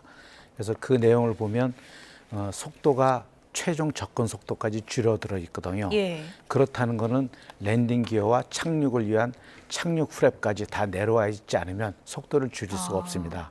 그렇기 때문에 다 내려와 있고 복행을 하게 되면 기본적인 먼저가 예. 항공기를 상승을 시키면서 랜딩 기어를 먼저 넣는 일입니다. 그렇군요. 그러니까 랜딩 기어를 넣었다는 뜻은 그때 유압이라든지 프라이 컨트롤이라든지 뭐 이런 것들이 정상적으로 다 작동이 되지 않았나. 그때까지는 이렇게 보고 있는 겁니다. 2차 시도 때랑 따지면 불과 몇 분인데 그 예. 1차 시도 때 그러니까 몇 분 전만 해도 예. 그럼 엔진이 제대로 작동이 되고 있었다는 얘기인가요? 예, 그렇죠. 엔진이 부분 고장일 수도 있지만 예. 어쨌든 엔진이 낮은 RPM으로 돌아가더라도 예. 그 유압 펌프는 작동되기 때문에 랜딩 기어나 프랩을 리트랙트, 즉 접는 행위가 가능했을 것으로 보입니다. 그렇군요. 1차 시도 때 만약에 그렇게 랜딩 기어가 다 내려왔다면 예. 대체 그 상황에서 왜 착륙을 하지 않고 다시 올라갔을까요? 옛날에는 그런 절차도 있었습니다. 그냥 가까운 곳에서 바로 내리는 절차가 있었는데요. 두 엔진에서 내리는 절차와 혹시 한 엔진이 고장났을 때 절차가 많이 틀립니다. 속도도 더 붙여야 되고 예. 엔진을 공중에서 다시 끄고 재시동도 해야 되고 하는 절차가 있기 때문에 그런 절차를 수행하기 위해서 다시 고도를 3,000이나 4,000피트까지 상승을 해서 거기서 그런 조치를 취하고 다시 내리게 되는데요. 정상화시키고 내려오는 거군요. 근데 이제 요새 훈련 과정 중에 네. 거의 활주로 그 비행장에 거의 진입된 상태에서 뭐 불이 나거나 항공기가 고장 났을 때는 그냥 바로 내리게 돼 있습니다. 그건 예. 불과 한 뭐 10초, 뭐 15초 정도일 예. 경우엔 고라운드 안 하고 바로 내리는 절차도 훈련을 하고 있습니다. 예, 조금 전에 그래픽 시간대별 그래픽 다시 한번 좀 보여주시면 좋을 것 같습니다. 그러니까 1차 시도 그리고 2차 시도 저희가 시간대별로 재구성을 좀 해본 겁니다. 8시 54분에 관제탑 1차 착륙 허가가 떨어지면서 1차 시도를 하고요. 그리고 조류주의 신호가 떨어지게 되죠. 그리고 항공기 위치 등 신호 송출이 종료됩니다. 그리고 9시 2차 착륙 시도, 그러니까 1차 시도랑 6분 차이입니다. 저 때는 랜딩 기어가 내려오지 않았다는 거잖아요. 그러니까 6분의 2차 예. 동안 굉장히 많은 일이 벌어졌다고 볼 수 있는데 어떤 일이 벌어졌다고 볼 수 있을까요? 저 그래 도면의 사진에 의하면 예. 3번 위치까지는 예. 랜딩 기어와 프랩이 다 정상적으로 내려와 있는 정도의 예. 상태입니다. 3번까지는. 예. 예. 그러니까 3번 이후에 조종사가 고라운드를 하면서 예. 먼저 메이데이보다 조종석 입장에서는 고라운드가 먼저 우선입니다. 예. 그래서 고라운드를 의사결정을 하고 고라운드 조작을 하면서 부기장에게 메이데이를 선포해라 이렇게 아마 지시를 했을 겁니다. 그때 부기장이 메이데이와 더불어 조류 충돌했으면 조류 충돌이라든지 이런 것들을 부가적으로 얘기하게 돼 있죠. 예. 그래서 아까 그 3번 위치에서 4번 위치로 가는 동안에 예. 사실 두 엔진이 살아있으면 비행기가 좀 연료도 거의 다 쓴 상태이기 때문에 좀 가벼운 상태거든요. 예. 그래서 상승각을 굉장히 높이 해서 아주 빨리 올라갈 수가 있는 상태입니다. 예. 근데 실제적으로 저 그림에서 3번에서 4번 위치 갈 때까지 예. 거의 고도가 올라가지 못합니다. 그렇군요. 예, 그렇다는 거는 즉 엔진이 추력을 발생시키지 못한다는 뜻이거든요. 그리고 공교롭게 3번 위치에서 우리 그 항공기 위치를 보내는 신호가 종료됐다고 하는데요. 예. 그때 실질적으로 조류가 흡입되지 않았나, 아니면 그 전에라든지요. 예. 그러면 그때 엔진이 양쪽 엔진이 왜냐하면 전기가 끊길 정도면 양쪽 엔진이 동시에 고장이 나야 됩니다. 물론 배터리에 의해서도 30분 정도의 시간은 충분히 되지만 저렇게 자기 위치를 송출해준 ADS-B 같은 장비는 필수 장비가 아니기 때문에 아마 차단됐을 가능성이 큽니다. 그러다 보니까 무전이라든지 다른 전자장비, 중요 전자장비는 아마 살아있을 가능성이 크고요. 나머지는 다 꺼졌을 가능성도 있습니다. 정황을 보고 만약에 버드 스트라이크가 발생했다라고 가정을 한다면 하나의 엔진이 아니라 그러면 두 개의 엔진에 동시에 이렇게 문제가 일어났을 가능성도 그렇죠. 그 차이 시퀀스야 뭐 몇 초 상관일 수 있겠지만 한 엔진 먼저 충돌에 의해서 손상을 입고 곧바로 다른 엔진이 되든지 아니면 아예 세 때에 의해서 동시에 같이 흡입돼서 양쪽 다 동시에 일어난지 저기 지금 사진을 보면 지금 조금 전에 크게 일어나기 바로 전에도 좌측도 조그맣게 일어납니다. 한번 보시죠. 예, 크게 저렇게 일어나기 전에 조금 전입니다. 저렇게 보이죠? 조금 나오는군요. 그래서 그때 이미 둘 다 동시에 다 흡입이 된 거 아닌가. 그래서 그거를 엔진이 흡입이 됐다, 조류가 흡입이 됐다 그래서 엔진이 뭐 이렇게 수백 RPM으로 돌다가 갑자기 탁 쓰지는 않습니다. 기본적으로 이렇게 우리 원심력이 있기 때문에요. 그래서 조종사가 그 RPM이 순간적으로 줄어들고 EGT 엔진 온도가 떨어졌다는 거를 아주 순식간에 파악하기 좀 어렵습니다. 그래서 이미 저 때는 엔진 상태가 나쁜 상태지만 조종사들은 완벽하게 파악하기 어려웠을 것이다. 네, 저 순간을 이제 목격한 뭐 낚시객들이나 그런 분들도 봤을 때 1차 시도 때는 이제 랜딩 기어가 보였다. 그리고 이제 사진에도 이제 포착되는 모습을 볼 수가 있는데 뭐 결과론적이긴 하지만 랜딩 기어가 내려왔을 때 착륙을 시도했다면 어땠을까 이런 아쉬움도 좀 남는 것 같습니다. 항공에는 이제 절차적인 문제가 항상 나오기 때문에요. 만약에 저렇게 바로 내렸을 때는 그 조종사는 잘 내렸어도 분명히 처벌을 받고 업무 정지를 받았을 겁니다. 왜냐하면 절차를 위반했기 때문에요.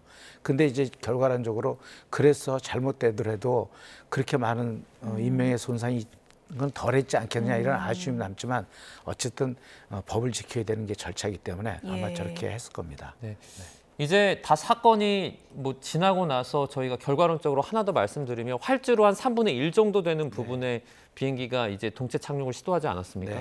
만약에 조금 더 앞에서 실시를 했다면 피해가 좀 줄어들지 않았을까 이런 생각도 들거든요. 예, 그렇죠. 동체 착륙이라는 거는 결국은 항공기 동체 또는 항공기 엔진 부분과 활주로의 마찰에 의해서 비행기를 세우는 절차 아닙니까? 그 길이가 길면 길수록 속도를 좀 줄일 수 있는 거죠. 그래서 제한지나 최소한 3분의 1 정도 지난 데 같으면 더 줄였을 가능성도 있지만 그렇게 따져본다면 지금 아까 그림에서 4번에서 5번 지역으로 돌아갈 때 시간도 적고 만약에 5번 지역에서 활주로 끝쪽으로 돌아가려면 활주로를 90도로 통과해야 됩니다. 그렇다는 건 거의 착륙이 불가능하죠. 왜냐하면 선의 반경이 거의 1km 내지 1.5km의 선의 반경 때문에요. 그러다 보면 자연스럽게 활주로 중간 정도나 3분의 1 정도 또 속도도 저 때는 조종사가 줄여야 된다고 생각을 하지만 줄인다는 것은 속도가 곧 에너지고 자기의 생명을 유지하는 거기 때문에 속도를 줄이는 것도 상당히 어려울 것으로 봅니다. 앞서 이제 상황을 설명할 때 신호 송출이 이제 정지됐다고 이제 얘기가 나왔잖아요. 이게 보통 이제 엔진이 고장 나면 신호 송출이 다 끊기는 경우가 흔한 건가요? 그렇진 않습니다. 그렇진 않습니까? 그래서 이제 기종별로 좀 어느 장비에서 연결이 되고 어느 전원에서 연결됐냐에 따라 틀리긴 한데요. 지금 737, 800 또 항공사별로 또 틀리기 때문에 어느 부분에 어느 시스템에 연결돼서 예를 들어 만약에 에센셜 파워라 그래서 모든 전원이 다 나가더라도 배터리에서 연결되는 에센셜 파워에 그게 들어가 있었다. 그러면 또 끝까지 쓸 수가 있습니다. 그러나 저거는 필수 장비가 아니기 때문에 아마 차단됐을 가능성은 상당히 높습니다. 지금 이제 만약에 저희가 이런 상황에서 랜딩 기어가 내려가지 못하는 그런 뭐 정기적인 문제가 발생했을 때 수동으로 내리는 방법도 있지 않습니까? 그런데 그걸 내리지 못한 이유는 어떻게 될까요? 랜딩 기어를 내리는 건 기본적으로 유압 시스템에서 내립니다. 그 유압 시스템이 뭔가 문제가 있으면 결국 수동으로 내려야 되는데요.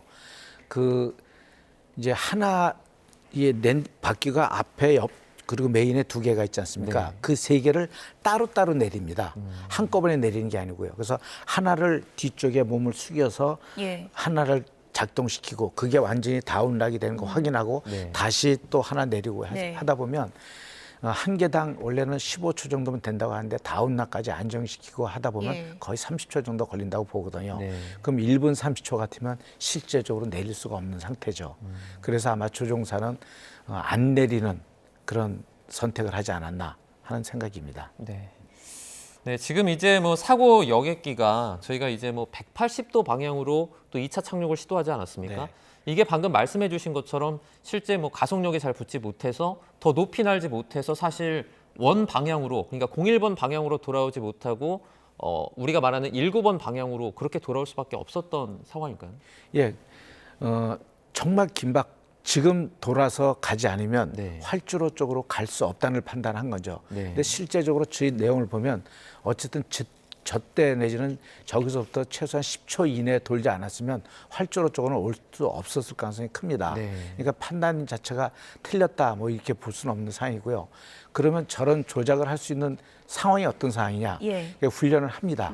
그러니까 두 엔진이 동시에 고장 났을 때 긴급하게 돌려서 들어오는 절차가 있습니다. 그럼 그 훈련대로 한 게 아닌가 이렇게 생각을 합니다. 오늘 국토부 브리핑에서 이제 둔덕형 예. 이퀄라이저 그 시설 그것이 네, 이제 로컬라이저. 콘크리트로 네. 로컬라이저 예. 로컬라이저 시설이 콘크리트로 돼 있는 부분이 이제 네. 규정 위반인가? 네. 국토부에서는 이것이 규정 위반은 아니다라고 이제 주장을 예. 하고 있는 상황인데 개인적으로 보시기에는 어떠세요? 저도 저거는 내용적으로 볼 땐 예. 지하 구조물로 보는 게 사실 더 타당하다고 봅니다. 지하 구조물이요? 예, 이제 지상으로 노출돼 있긴 하지만 예. 지금 다른 공항에는 활주로와 그 설치되어 있는 것과 이게 수평이 평행이기 때문에 예. 사실 땅 밑에 콘크리트 구조가 있습니다. 근데 이제 무안공항은 그 활주로 끝지점서부터 예. 여기까지 구배가 져 있는 거죠. 예. 그게 높이가 한 3m 차이 나니까 예. 그거를 콘크리트로 쌓아서 실제 그 위에 설치를 한 건데요. 예.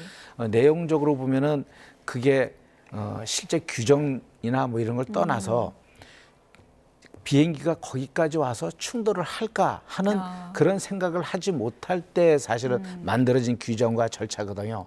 그래서 그런 것들이 과연 이제 맞냐 틀리냐 논쟁의 의미가 아니고 이제는 그런 일이 발생하지 않았습니까? 예. 그러면 빨리 개선을 해야죠. 그런 곳이 뭐 여수나 뭐 다른 게 있다 그러니까 빨리 정말 낮으면 흙을 더 쌓아서 그 수평면을 맞추든지 아니면은 콘크리트를 아예 땅 밑 지하로 만든 다음에 그 부분에 지지대를 다른 걸 설치한다든지 하는 것이 중요한 거거든요. 그래서 예. 국토부에서도 개선해 가라는 얘기를 했거든요. 사실 예. 말이 개선이라는 얘기 했다는 것은 어떤 면에서 문제가 있으니까 수정하겠습니다 하는 그렇게 받아들이는 게 낫다고 좀 생각을 합니다. 어쨌든 뭐 조사 과정에서는 또 규정을 들여다볼 수밖에 예, 그런 없으니까요. 거죠. 국토부에서는 이제 종단 안전 구역이 아니었기 때문에 규정 위반이 아니다 이렇게 이제 오늘 표현을 하던데 용어가 좀 어렵더라고요. 정밀 접근 활주로일 때와 아닐 때 종단 안전 구역이 좀 달라진다고 그러는데 그게 예, 무슨 그렇죠. 얘기인가요? 이제 활주로가 일반적으로 계기 접근에 정밀 접근을 하면 낮은 고도까지 안 보이는 상태로 내려올 수 있는 걸 정밀 접근이라고 합니다. 기본적으로 200피트니까 60m까지 구름이 끼더라도 활주로를 안 보고 들어올 수가 있습니다. 요새 더 낮은 데는 거의 뭐 제로피트까지 접근할 수도 있는 이제 장비들이 개발이 됐는데요. 비정밀 접근은 그런 게 높습니다. 뭐 500피트, 1000피트 이렇게 되기 때문에 그렇다는 거는 실제 활주로를 보고서 이제 수정할 수 있는 여러 여유가 있는 상태거든요. 예. 그러니까는 활주로를 정확히 맞춰서 들어오는 기능이 좀 부족하더라도 어떤 면에서 좀 여유 있게 경사가 져서 이렇게 삐딱하게 들어오더라도 활주로를 보고 조절할 수 있는데 그 로컬라이저는 정밀 접근을 위해서 아주 방향을 0.5도 이내에서 조절해주는 그런 장비거든요. 그 정밀 계기 접근하기 위해서는 낮게 내려오기 때문에 활주로 끝에 장애물이 있으면 안 됩니다. 그거를 90m, 250m 이렇게 설정을 해서 설치를 하는데요. 정밀 접근은 그 장애물이 있으면 안 되기 때문에 더 넓게 설치된 거고요. 비정밀 접근은 높은 고도에서 활주로를 보기 때문에 좀 짧게 설치가 됐다 이렇게 보시면 됩니다. 네, 그러면 교수님께서 보실 때 지금 여기 무안국제공항도 정밀 접근 활주로에 해당이 되지 않습니까? 네. 그러면 그 정밀 접근 활주로에 해당이 된다고 이제 보고 나서 현재 지금 말씀해 주신 지금 그 방위각 표지 시설과의 그 거리 그게 지금 규정에 맞다고 좀 보십니까? 아니면 조금 어긋난다고 보십니까? 국제적인 내용과는 리코멘드된 사항과는 약간 좀 어긋나 있고요. 국내 규정과는 사실 맞습니다. 네. 근데 이거를 그러면 국제 규정을 국내 규정으로 아직 바꾸지 못한 건지 네. 실제 아니면 우리 국내 규정을 그대로 적용하는 것이 자체는 사실 국토부에서 판단할 문제지만요. 지금 어쨌든 국내 규정이 우선이거든요. 그래서 국내 규정에는 현재 큰 좀 이 문제가 없는 것으로 지금 판단을 하고 예. 있는 상태입니다. 이 시설 설치와 관련해서 이제 국토부에서는 이제 규정 위반이 없다. 앞서서 둔덕 설치와 관련해서 뭐 이런 얘기도 저희가 좀 나눠봤는데 YTN이 취재한 단독 이제 취재 내용을 제가 좀 소개를 해드려야 될 것 같습니다.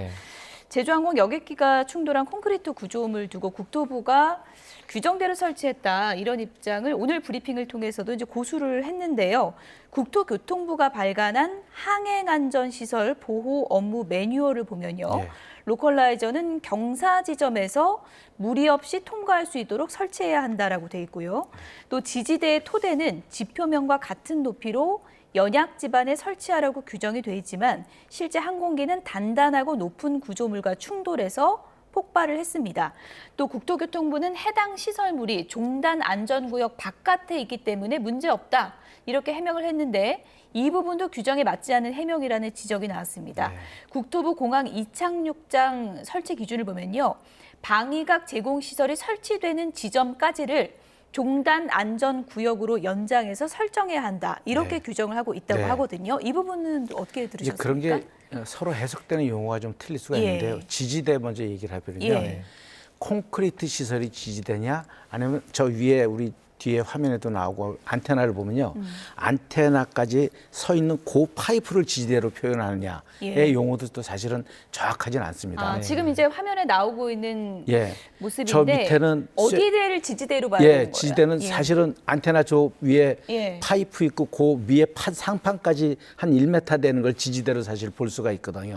그거는 일종의 약한 쇠니까 그러니까 그렇게 지지대를 본다 그러면 또 틀린 얘기는 아니지만 저 둔덕에 있는 콘크리트가 지지대가 아니다. 뭐 이렇게 볼 수도 있다는 그렇게 해석을 건가요? 할 수도 있는 거죠. 아마 국토부에서는 그렇게 해석하는 것 같아요. 그래서 그거는 틀리냐 맞냐 내지는 용어적인 차원이고 또 하나가 이 매뉴얼에 관한 문제는 사실은 고시나 준칙, 규정 이런 내용이거든요. 또 사실 이게 또 법은 아니에요. 그러다 보니까 아마 해석상에 좀 문제가 있는데 그걸 떠나서 하여간 지금 현재 사건이 일어났으니까 개선을 빨리 하는 절차를 수행해야 됩니다. 네, 조금 전에 말씀해 주셨는데 그 개선을 하려면 그럼 지금 상황에서 어떤 방식으로 좀 고쳐나갈 방식이 필요할까요? 우리 이제 리사라 그러는 그 아까 활주로 종단 안전구역을 좀 넓혀야 되는 거 아니면 되지 않습니까? 그럼 담벼락을 또 연장을 해야 되거든요. 결국은 그 연장해서 땅을 수용을 하고 활주로를 확장하는 형태, 비행장을 확장해야 되는데 그게 사실 시간이 오래 걸릴 걸로 예상이 됩니다. 그래서 그런 것들을 어찌 설계를 하고 다시 수용을 하고 또 구매를 하고 하는 상태에서 몇 년을 걸리더라도 어쨌든 개선 작업을 해야 되겠습니다. 끝으로 저희가 이제 취재한 내용을 보면 이제 종단 안전구역과 관련해서 이것이 뭐 방위각 제공 시설까지다 아니다 뭐 이런 해석도 또 분분할 수 있다고 얘기를 해주셨는데 그럼 추후에 종단 안전구역을 어디까지 좀 설정하는 것이 좀 바람직하고 이 부분을 어떻게 해석하고 개선을 해야 될지도 좀 얘기를 해주시죠. 지금 현재 우리나라도 아이카오 기준을 따른다고 항공안전법에 설정이 돼 있습니다. 그러니까 국내법보다 어쨌든 국제법에 맞게끔 하고요. 또 90m까지는 리콰이어드 반드시 해야지만 250m까지는 리코멘드로 돼 있거든요. 리코멘드를 해석들을 잘못하면 권고. 해도 되고 안 해도 되고 우리나라에 이래서 안 합니다 할 수가 있는데 그 리코멘드를 좀 더 강력하게 해석해서 거의 해야 됩니다. 근데 이 정도 지금 사건이 일어났기 때문에 아이카오에서도 그 리코멘드를 리콰이어드로 바꿀 가능성도 있습니다. 이 정도 됐기 때문에요. 그래서 아마 국제 규정에 맞도록 이제 좀 변경을 하는 게 바람직하다 이렇게 생각합니다. 항공 안전과 관련한 규정은 뭐 어디까지 확장해도 괜찮은 거 아니겠습니까? 이게 뭐 사고가 나면 큰 인명 피해로 이어질 수 있기 때문에 이게 뭐 권고라고 돼 있는 이런 규정들 앞으로 좀 강화하는 게 필요하다라는 말씀해 주셨습니다. 지금까지 정윤식 가톨릭 관동대 항공운항학과 교수였습니다. 오늘 말씀 감사드립니다. 감사합니다. 네, 다음 소식입니다. 최상목 대통령 권한대행이 여객기 사고 재발 방지를 위해서 국토교통부가 동일 항공기종을 보유한 6개사를 특별 안전점검하고 있다고 밝혔습니다. 최상목 대행은 오늘 정부 서울청사에서 열린 5차 중앙재난안전본부 회의에서 항공기 운영체계 전반을 재점검하고 있다면서 이같이 밝혔습니다. 점검 대상이 된 기종 보잉 737-800은 국내 보유 대수로만 모두 101대로 제주항공과 진에어, TA항공, 이스타항공, 대한항공, 에어 인천이 보유한 것으로 나타났습니다. 또 최상목 대행은 시신안치용 냉동 컨테이너가 오늘 새벽에 설치 완료됐다면서 무한 현장에서 장례를 지원하는 공직자에는 유족 뜻에 맞는 절차가 진행되도록 지원하라고 지시했습니다. 네, 외신들도 최악의 인명피해를 낸 제주항공 참사의 원인을 주목하고 있습니다. 조류 충돌이 유일한 원인은 아닐 거라고 입을 모으며 여러 가지 의문을 제기하고 있습니다. 워싱턴에서 권준기 특파원입니다. 5,000개 넘는 공항이 있는 미국에서 야생동물 충돌은 1년에 2만 건, 하루 50건 넘게 발생할 정도로 흔한 일이라고 뉴욕타임스는 전했습니다. 하지만 대부분 사망이나 심각한 부상을 초래하진 않는다며 지난 35년간 야생동물 충돌로 인한 사망은 76명에 불과하다고 집계했습니다. 게다가 여객기는 안전을 위해 이중화가 갖춰진 만큼 조류 충돌만으로 대형 사고가 나긴 어렵다는 게 전문가들의 견해입니다. Bird strike seems to be the initiating factor, but what happened to the systems after the bird strike and how the pilots handled it, that's going to be the focus of the investigation. AFP는 다만 한 마리 이상의 새가 엔진에 들어갈 경우 심각한 엔진 고장을 일으킬 수 있다며 특히 터빈 엔진 압축기가 손상되면 오작동하거나 멈출 수 있다고 분석했습니다. 하지만 랜딩 기어와 날개 플랩이 작동하지 않은 건 여전히 의문입니다.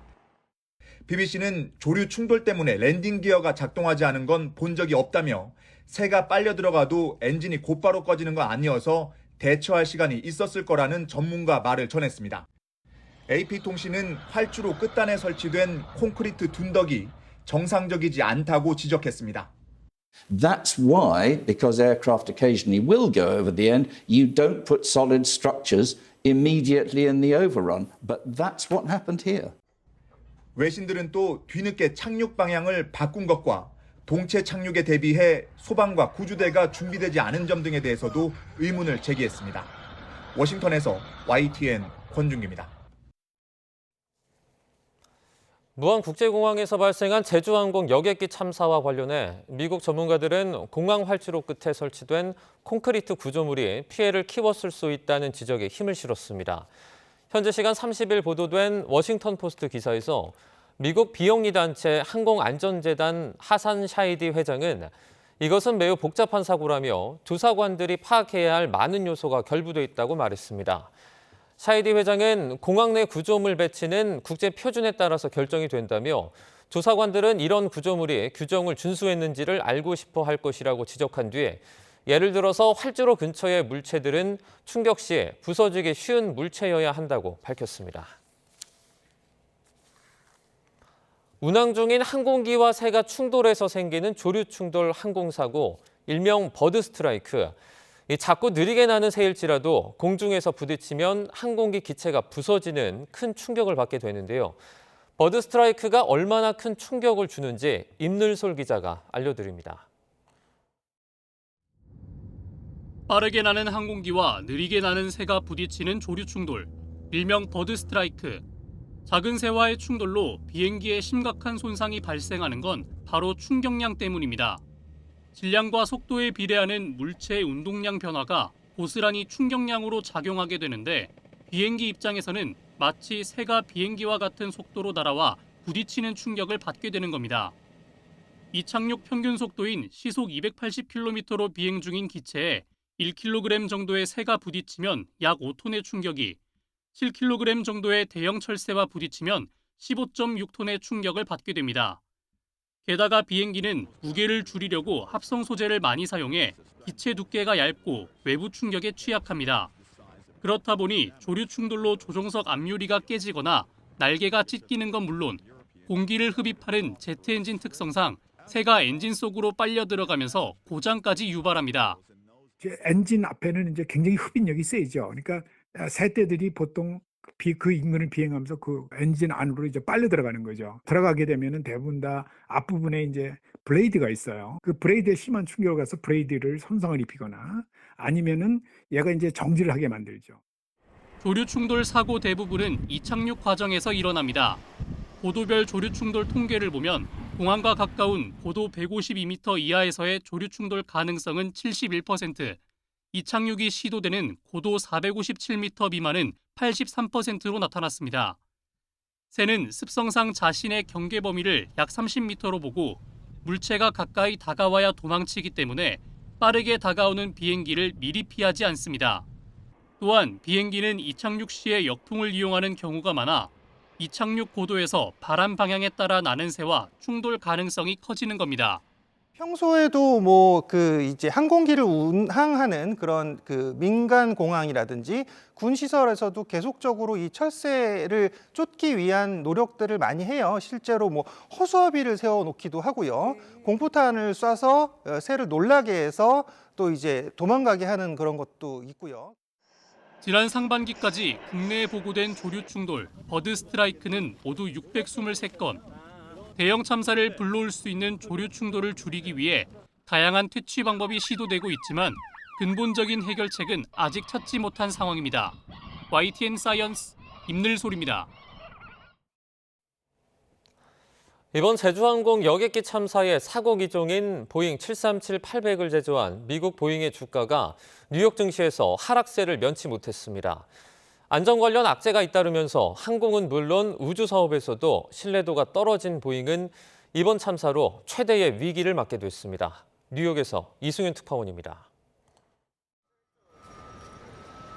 뉴욕 증시에서 무안공항 여객기 참사의 사고 기종인 보잉 737-800을 제조한 미국 보잉의 주가는 약세를 면치 못했습니다. 보잉 737-800은 전 세계에서 운항 중인 항공기의 15%를 차지하고 있고 국내에서도 100대 넘게 운항 중인 베스트셀러입니다. This airplane is the backbone right now, not only in domestic US where it's manufactured, but around the globe. And there are thousands of these airplanes out in the industry. 하지만 지난 2022년 중국에서 탑승객 134명이 숨지는 추락 사고가 발생했고 최근엔 인도에서 착륙 장치가 문제를 일으키는 등 안전 관련 사고가 잇따랐습니다. 심지어 참사 발생 하루 만에 같은 기종이 착륙 장치에 문제가 생겨 회항하기도 했습니다. 국토교통부는 737-800의 특별 점검에 들어갔고 미국 국가교통안전위원회도 원인 규명에 나서면서 전 세계 항공업계의 이목이 쏠리고 있습니다. So if this is a bird strike incident, every other operator, at least probably of any airplane, but certainly of the next gen 737, is going to want to know what the data is. So 앞서 보잉은 737-800의 후속 모델인 737 맥스가 결함 문제로 대형 사고가 잇따라 발생한 이후 운항이 한때 중단되는 위기를 겪었습니다. 유인 우주선 스타라이너도 결함이 발견되는 등 비용 절감에 치중하다가 안전 관리를 간소화하는 보잉 문화에 문제점이 드러났다는 평가입니다. 2024년 초와 비교하면 보잉의 주가는 3분의 1 정도 하락했습니다. 이미 항공사업은 물론 우주사업에서도 신뢰도를 많이 상실한 보잉이 이번 참사로 최대의 위기를 맞이했습니다. 뉴욕에서 YTN 이승윤입니다. 네, 조금 전에 들어온 속보 전해드리겠습니다. 윤석열 대통령 측이 이번에 발부가 됐죠. 체포영장에 대해서 헌재에 권한쟁의 심판을 신청하겠다라고 말했다는 속보가 들어왔습니다. 영장 관련해서 이제 효력정지 가처분 신청을 예정하고 있다라는 소식입니다. 다시 한번 전해드리겠습니다. 윤석열 대통령이 이번에 발부가 됐던 체포영장 관련해서 헌재에 권한쟁의 심판을 신청을 하고 이제 영장 효력정지 가처분 신청을 예정하고 있다라는 소식이 들어와 있습니다. 이 관련해서 추가적인 내용이 들어오면 정리해서 전해드리도록 하겠습니다. 내란 혐의를 받는 윤석열 대통령에 대한 체포영장이 오늘 발부가 됐죠. 서울 서부지방법원 이순영 영장전담 부장판사는 내란 우두머리 혐의를 받고 있는 윤석열 대통령에 대한 체포영장을 발부했습니다. 공조수사본부가 함께 청구한 서울 한남동 관저 등에 대한 수색영장도 함께 발부가 됐습니다. 현직 대통령에 대해 체포영장이 청구되고 발부된 건 헌정사상 처음 있는 일입니다. 체포영장 청구 사실이 알려지자 윤 대통령 측은 공수처에 내란죄 수사권이 없다면서 위법하다는 내용을 담은 의견서를 법원에 제출했습니다.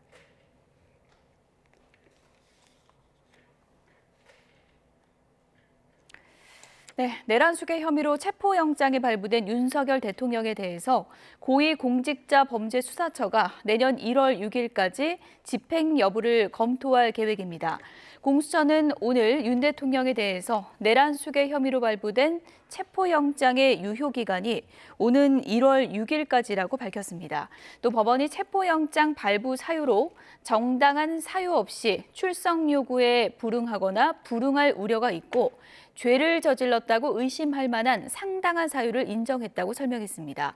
공수처는 체포영장이 발부된 이상 집행하는 것이 원칙이라면서 정확한 집행 시점이나 방식은 고려하겠다고 밝혔습니다.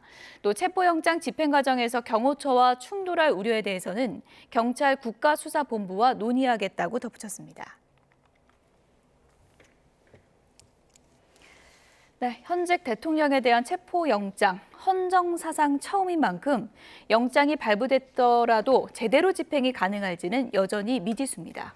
특히 경호처가 막아서면서 충돌 우려도 제기되는데요. 발생 가능한 시나리오를 부장원 기자가 정리했습니다.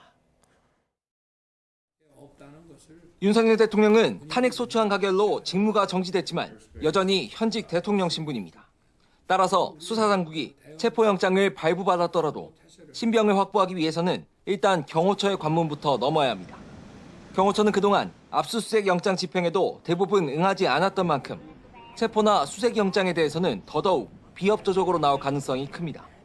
특히 군사상 비밀을 요하는 장소는 책임자의 승낙 없이 수색할 수 없다고 규정한 형사소송법 제110조 제1항을 근거로 수사기관의 진입 자체를 막아세울 공산이 적지 않습니다. 반면 수사당국은 영장 집행에 법적으로 아무런 문제가 없다는 입장입니다. 수색 장소가 군사상 비밀이 필요한 장소여도 국가의 중대한 이익을 해하는 경우를 제외하고는 수색을 거부하지 못한다고 같은 형사소송법 조항에 명문화돼 있기 때문입니다. 경찰 특별수사단 관계자는 구체적인 대응 방법에 대해서는 말을 아끼면서도 여러 변수에 대해 충분히 검토해 영장 집행을 준비하고 있다고 설명했습니다. 만약 윤 대통령 측이 끝까지 영장 집행을 거부하거나 방해한다면 공무집행 방해죄로 처벌될 수 있습니다. 경호처가 처벌을 감수하고라도 막아서거나 충돌까지 이어질 가능성도 아예 배제할 수는 없습니다. YTN 부장원입니다. 네, 잠시 국회로 가보겠습니다. 권영세 비상대책위원장과 더불어민주당 이재명 대표, 우원식 국회의장 주재로 지금 회동을 갖고 있습니다. 권영세 비대위원장이 이제 비대위원장을 맡게 됐기 때문에 상견례를 겸한 회동인데요. 네, 지금 잠시 뒤에 관련된 회동 내용이 이어질 것으로 보입니다. 네. 물이라도 한 잔 주죠. 모두 발언 들어보시죠. 물. 네.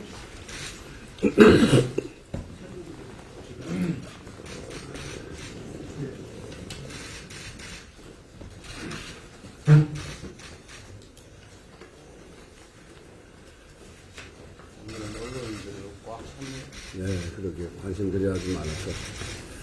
그래서 2024년 마지막 날에 이렇게 여야 양당의 두 대표님을 함께 자리를 갖게 된 것은 매우 뜻깊은 것 같습니다.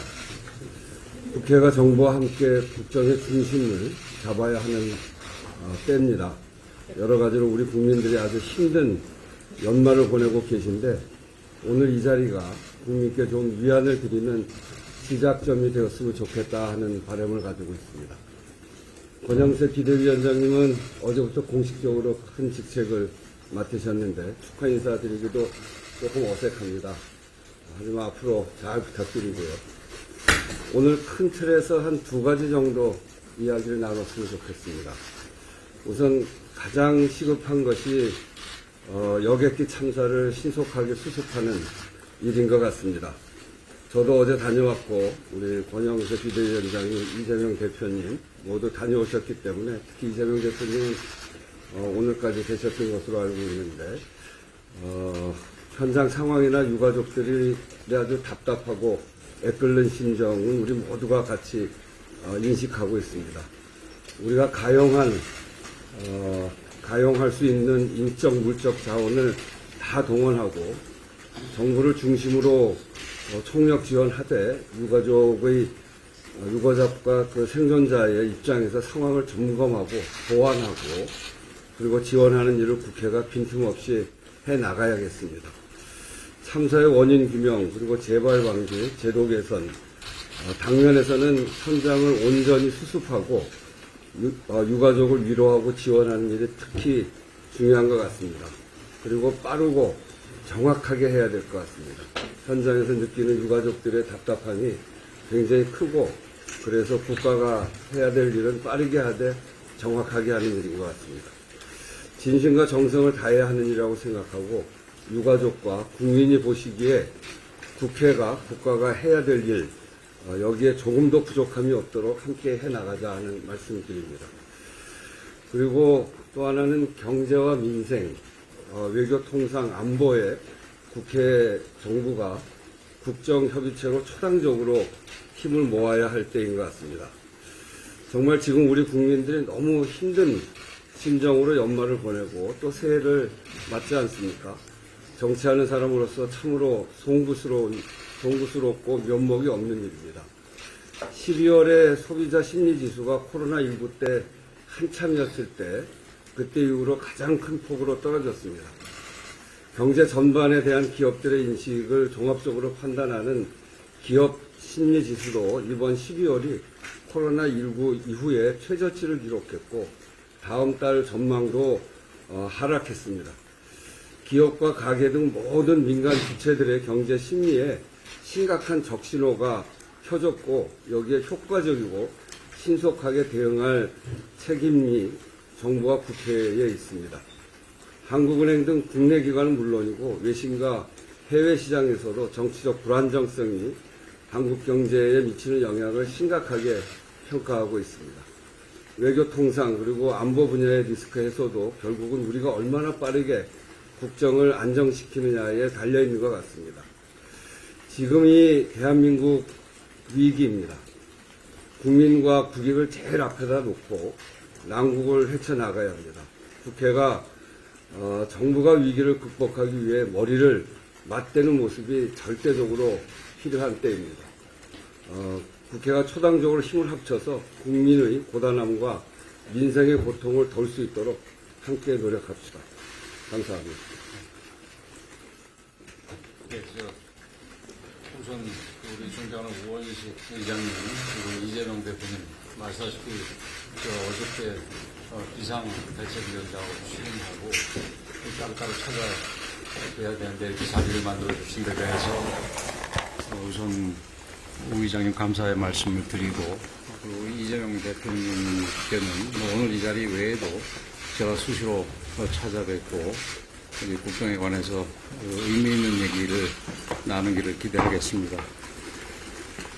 우리 의장님께서도 말씀하셨습니다마는 전국이 매우 혼란스러운 상황에서 그제 12월 29일 무안공항에서 제주항공 항공기 참사가 일어나서 179분이 희생이 되면서 오늘이 2024년을 마무리하는 마지막 날입니다만 마음이 참으로 무겁습니다. 국민의 생명을 지키는 일에는 우리 의장님께서도 말씀하셨습니다만 여야가 따로 있을 수 없습니다. 국회 차원에서 대책을 만드는 일에 우리가 여당으로서 비록 소수당이지만 주도적으로 앞장서서 최선을 다하겠다는 말씀을 드립니다.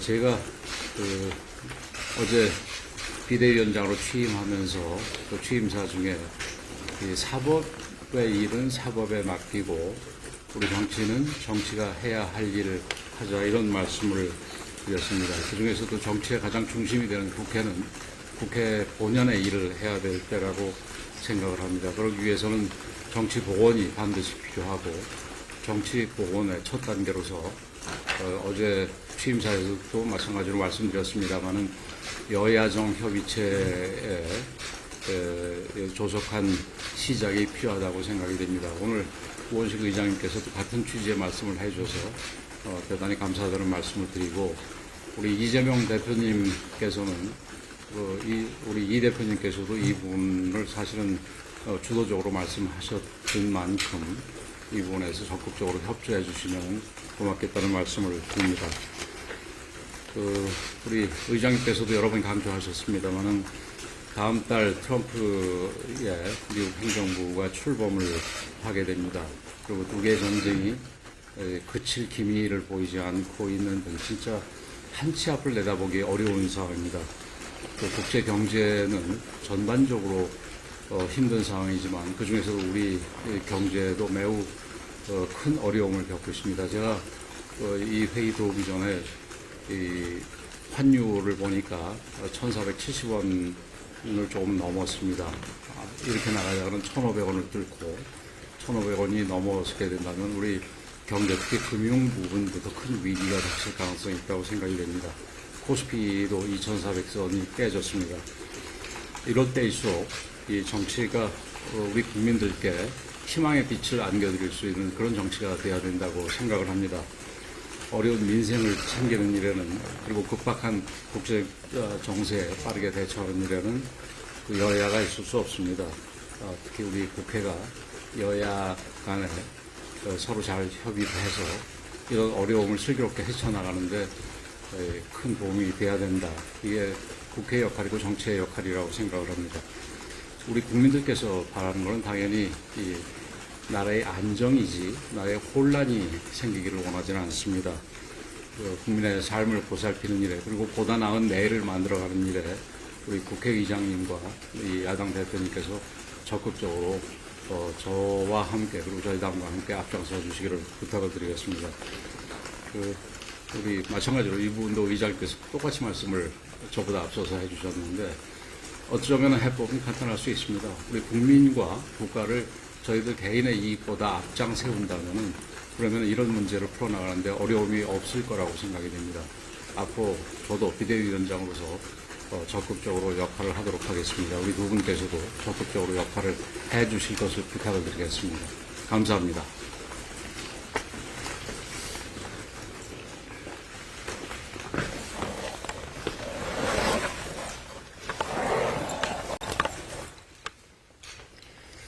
네,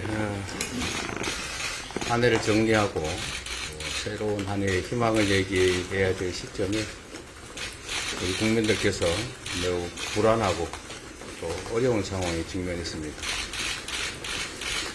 정치가 국민들의 어려움을 해소하고 또 걱정거리를 절어드려야 되는데 최근의 상황들을 보면 오히려 국민들께서 정치를 걱정하는 그런 안타까운 상황이 전개되고 있습니다.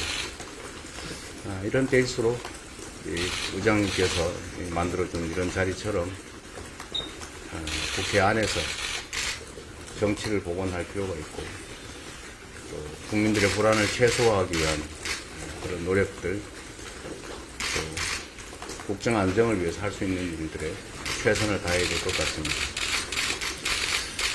국정 안정을 위한 재정당 협의 기구는 반드시 필요할 것 같고 그것도 가능하면 경쟁적 요소가 있는 것들보다는 민생과 경제, 안보, 외교 같은 꼭 필요한 그리고 당장 해야 될 중요한 일들에 집중했으면 좋겠다는 생각이 듭니다. 제가 지금 무안에서 올라오는 길인데 어쨌든 이 대규모 참사로 피해 가족들, 친지들뿐만 아니라 우리 국민들께서 겪는 어려움과 불안이 참으로 큰 것 같습니다. 우리 국회 차원에서 할 수 있는 가능한 조치들 최대한 발굴해서 좀 지원하고 조치했으면 좋겠다는 생각이고 권영세 위원장께서도 함께 논의해 주시기 부탁드립니다. 말씀하신 것처럼 경제 상황이 너무 안 좋습니다. 경제는 불안정성이라고 하는 게 가장 큰 위협적 요소인데 이 정정 불안이 가장 큰 원인인 것 같습니다. 최대한 신속하게 이 정정 불안이 완화될 수 있도록 해소될 수 있도록 모두가 함께 힘을 합쳤으면 좋겠다는 생각입니다. 우리 비대위원장님 취임하신 지 하루 되셨는데 앞으로 서로 협력해서 우리 국민들을 위한 정치 함께 나가셨으면 좋겠습니다. 자주 뵙겠습니다.